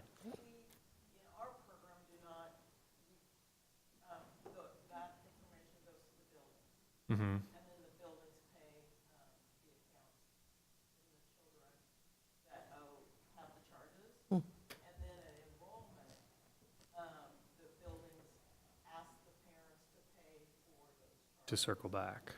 Okay. Thank you. Okay, very good. Any other comments? Yes, Kim? Yeah, facilities, 12.03 for our facilities and maintenance folks. Just a huge thank you, because when we get to this point in the year, I think we all know, those of us who especially have been in the buildings, how much work happens in the summertime with all of our facilities and maintenance staffs, both inside the buildings and outside the buildings. And if you haven't had a chance to see that, it's truly amazing, really hard work, and just trying to keep our buildings looking fantastic. And so just wanted to thank each and every one of all of the workers who have worked very diligently throughout the summer, and their supervisors. For Kyle, thank you. Kyle Gorell, and your entire staff, please pass along our thanks to them for all of the work they've done this summer. Thank you. Yeah, and I think that we would be remiss in not taking this opportunity, truthfully, to thank our community for passing the 2015 bond issue. It has enabled our facilities to do a lot of great things. In reading through this list, things that you might not drive by and instantly see, like tennis courts resurfaced. You might not see that because of the location of them, but a lot of great things happened as a result of the community rallying around the school district and enabling us to take care of these needs. So just wanted to say thank you to all of our voters out there as well. So anyway, yes, Ryan, we are full of questions tonight, but I will tell you that I am thrilled at all of the wonderful discussion that we have had this evening. We've been here since 5:15 tonight, and at this time, we're going to conclude with a business roundtable, a roundtable discussion. And Ryan, I think I'll just come down there to you and let you get us started. Fantastic. I can be done first. There we go, right? So I'll make this really fast. I'm going to just go right in a list here. First off, I sent a belated happy birthday to Dr. Carpenter on turning 29, so congratulations on that. So happy birthday, sir. I'm excited about Thought Exchange. I think it's a great platform. I would always be of the opinion that the more engagement we're going to have with the community, the better, especially on some of the issues that are coming up. Maybe they won't participate, maybe they will, but at least we're giving them the opportunity. I think that's an important step to make sure that they know that they can be a part of the process. So I am excited about Thought Exchange. Convocation was awesome. I'm sorry I had to leave a little bit early and I missed that speech. So that stinks, but as you know, I had to go for a pretty good reason. So to all the teachers, clubs, sports, everything going on, I hope they're getting off to a really great start to the year. Good luck to all of our sports teams, clubs, stuff like that. Good luck flat out to the teachers, to manage their classroom every single day, to all of our support staff, everybody that's going to get our school year started. And the last thing I'm going to do is I did walk my kids to school on the first day of school yesterday. As some of you know, they go to the farm. And Mr. Ketterman obviously was doing music at Convocation, as many of you know, before we started Convocation. And one of the coolest things is at the Walker door at Longview Farm, it was chaos because they hadn't opened the door yet, and so a lot of the families in our neighborhood do a breakfast for the kids on their way to school. They set up some tables, and the kids eat really super healthy food, as you probably can imagine, on their way to school. But we're waiting outside, and Mr. Ketterman gives a high five to a couple of teachers as they're getting ready to come in, and then he opens the door and he starts playing his guitar. And I'm not going to karaoke it, but when he would see the kindergartners come into the building, he was doing a, hey, what do you say? Welcome to your first day. And then he'd always look right down at the kindergartners and go, of kindergarten, and he would add that right in as they were coming in the building. Aww. It's awesome. The kids love it, obviously, and it really makes them feel at home as they come into the building. And so it was an awesome day to get started. So thanks. Thank you for sharing that. And how did your son's surgery come out? Was it okay? He went to school today, Yay. Which is crazy remarkable. He's a tough cookie, so tougher than I am. So. Well, he's got a great dad, sounds like it here. All right, very good. Ms. Fritchie. Okay, I just wanted to let everyone know, July 23rd, the Lee Summit chapter of the Missouri Retired Teachers got together. Several of them went over and worked at the Lee Summit Social Services Back to School store. And this is really a really cool event, that and the Christmas store. I work that twice every year, and our group from Lee Summit Retired Teachers is just fantastic to volunteer and go work at the store. At this event, each student receives a brand new pair of athletic shoes, and we're talking top of the line good shoes, and the money for those are provided by our firefighters who do the boot block on 3rd Street a couple of times a year, and so they purchase all the shoes, but then other groups around our community contribute, and they had all kinds of blue jeans for the kids, so every student gets a new pair of blue jeans, some shirts, some other clothing items, socks and other things they need. They get all the school supplies they need for school inside of a brand new backpack.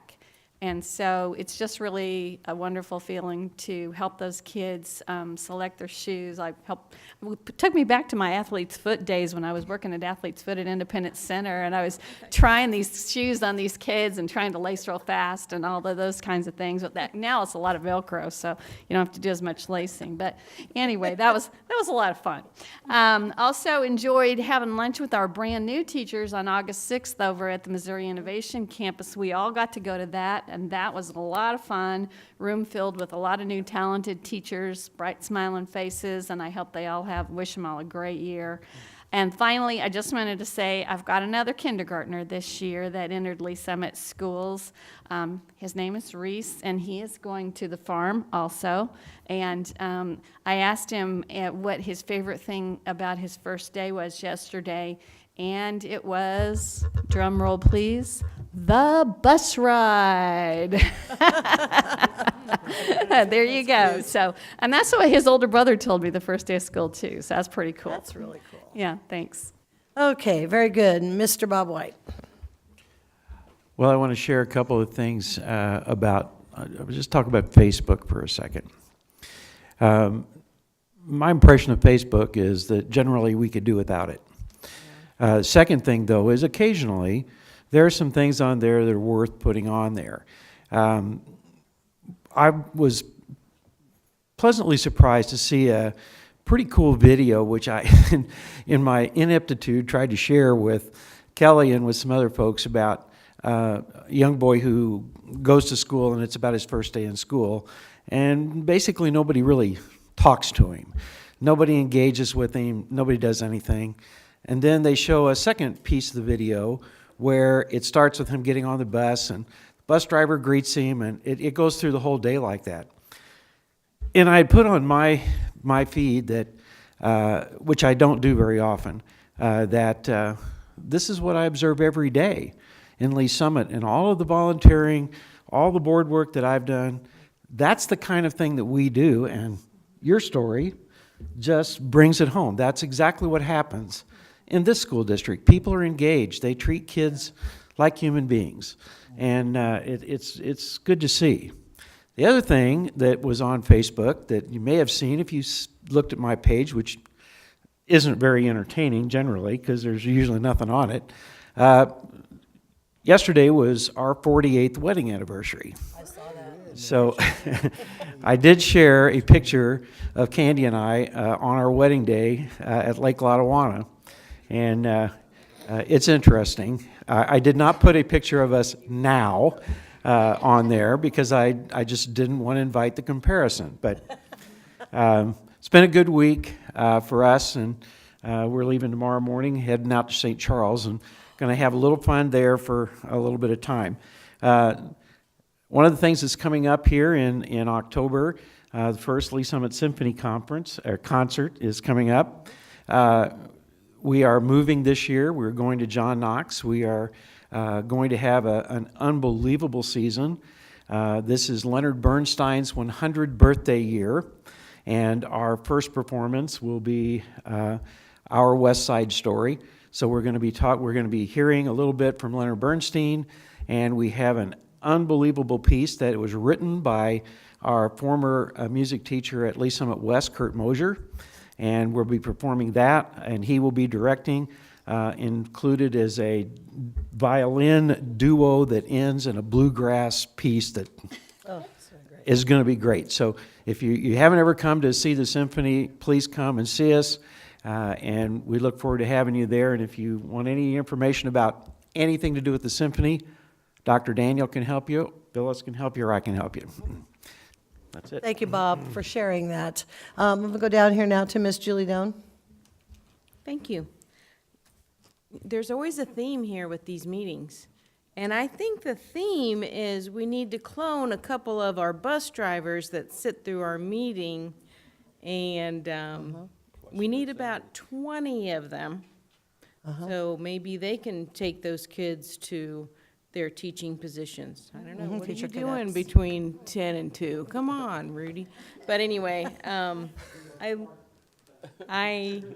I love that they sit here and listen to all this and know what's going on, but I know you guys are great bus drivers. So anyway, I think that's it because I'm really excited about the school year as well. Dennis. Just very quickly, had the opportunity for many, many years to sit through convocations. I always liked them because I get to see people I hadn't seen, especially the elementary staff that over the years, and then I got on the board a year ago, and I understand it. We had to go to 3 different high schools to have that, and it was okay, because that's what you got to do, and you got a large staff. But to walk in, standing in that runway or that entryway, and I stepped out just to look. I don't know, was 1,300, 1,500, something like that. 2,300 total. To look in there. That's what I did. I'm sorry. Well, I'm 67, and I'm lucky to still be awake. So to look out there, it almost brought tears to my eye to think that I have the opportunity to be part of a wonderful school district, and to see those people sitting out there and look like having a good time. When I know in the back of their minds, I've got to get this, and this done before all those kiddos show up on the 15th of August. But have the spirit we have. But anyway, thank you all for who put that together. I want to just a quick note for all of you former new people. And when I mean former new people, you started July 1, so you're no longer new. All right? It's like life goes on. And new things and new ideas take shape. We don't want to ever forget our past because that's where we grow. But thank you for coming in and be willing to put up with this crazy school district and the crazy people who sit up here. But thank you for your hard work. Just a quick note, I'm going to put Wes and Emily on the spot a little bit here.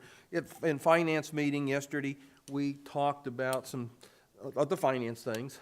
And it also brought up because there's some things that probably we need to look at, and those of us who've been in education had the opportunities. We went through classes to have that good school finance courses and maybe multiple ones. And school finance is not easy, but I think around November, I think we're going to be, we've kind of asked for maybe a redo of class 101 in school finance. That's great. So we can understand that how bonds work and how all those kind of things work. And so, anyway, I wanted to, I think somewhere around that, they'd already been thinking about, like in November, to bring that up. Thank you. Thank you, Dennis. Very nice. All right, Miss Jackie. Now you know why Dennis was such a great teacher. He's always thinking about helping others learn.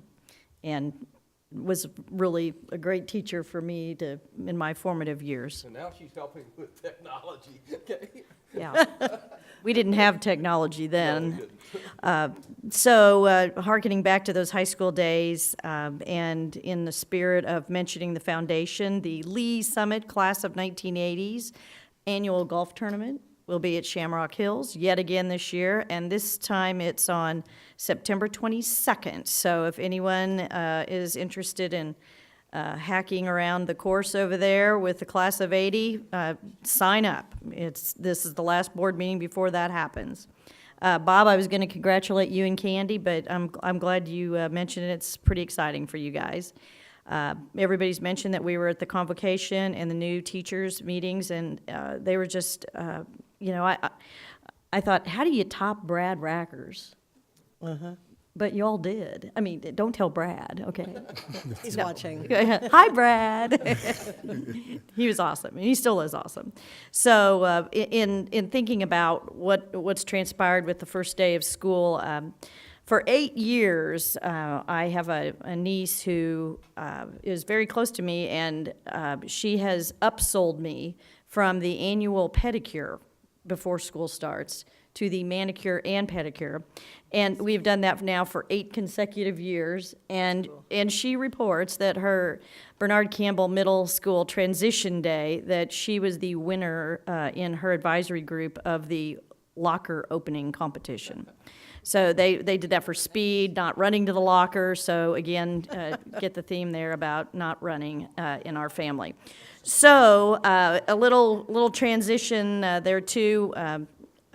I know that our great food service people will love to hear that I also bought them Lamar's Donuts and Shakespeare's Pizza. So they did not bring those to school, so just want to let you know about that.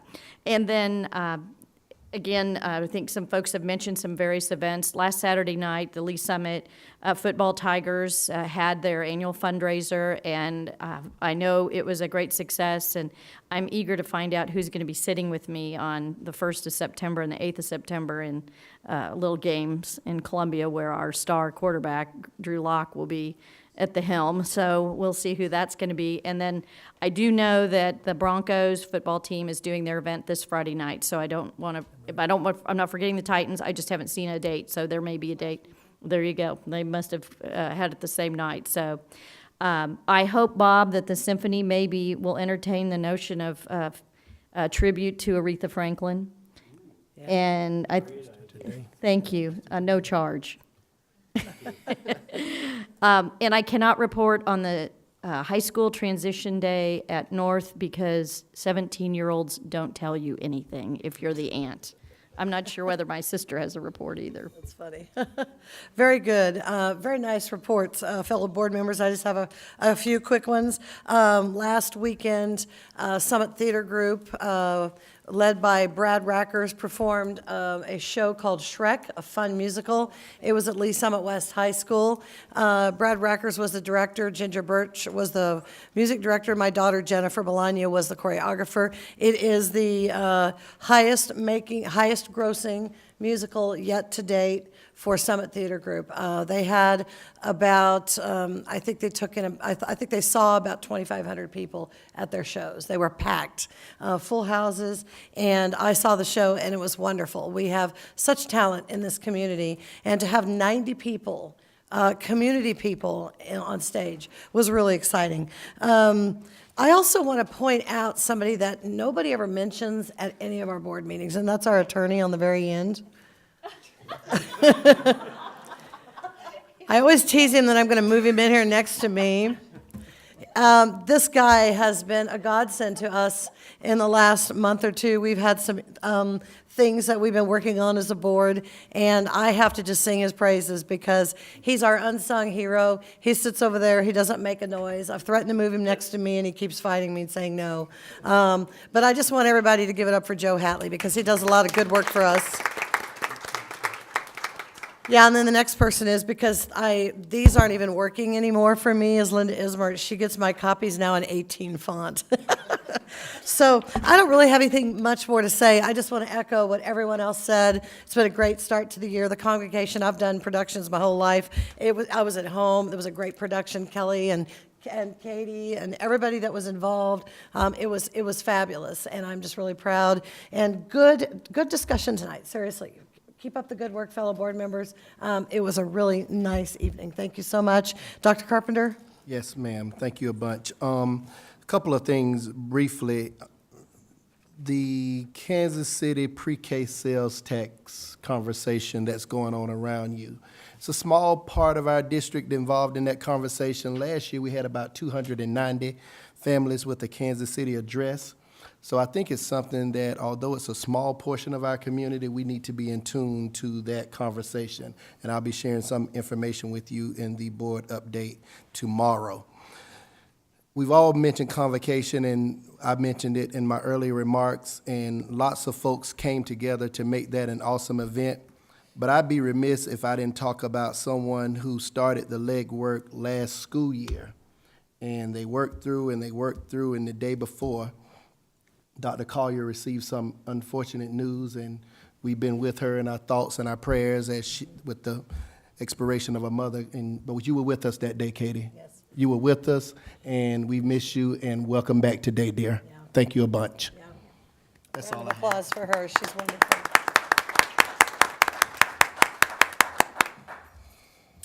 Okay, with that said, it is now 9:15 on the nose.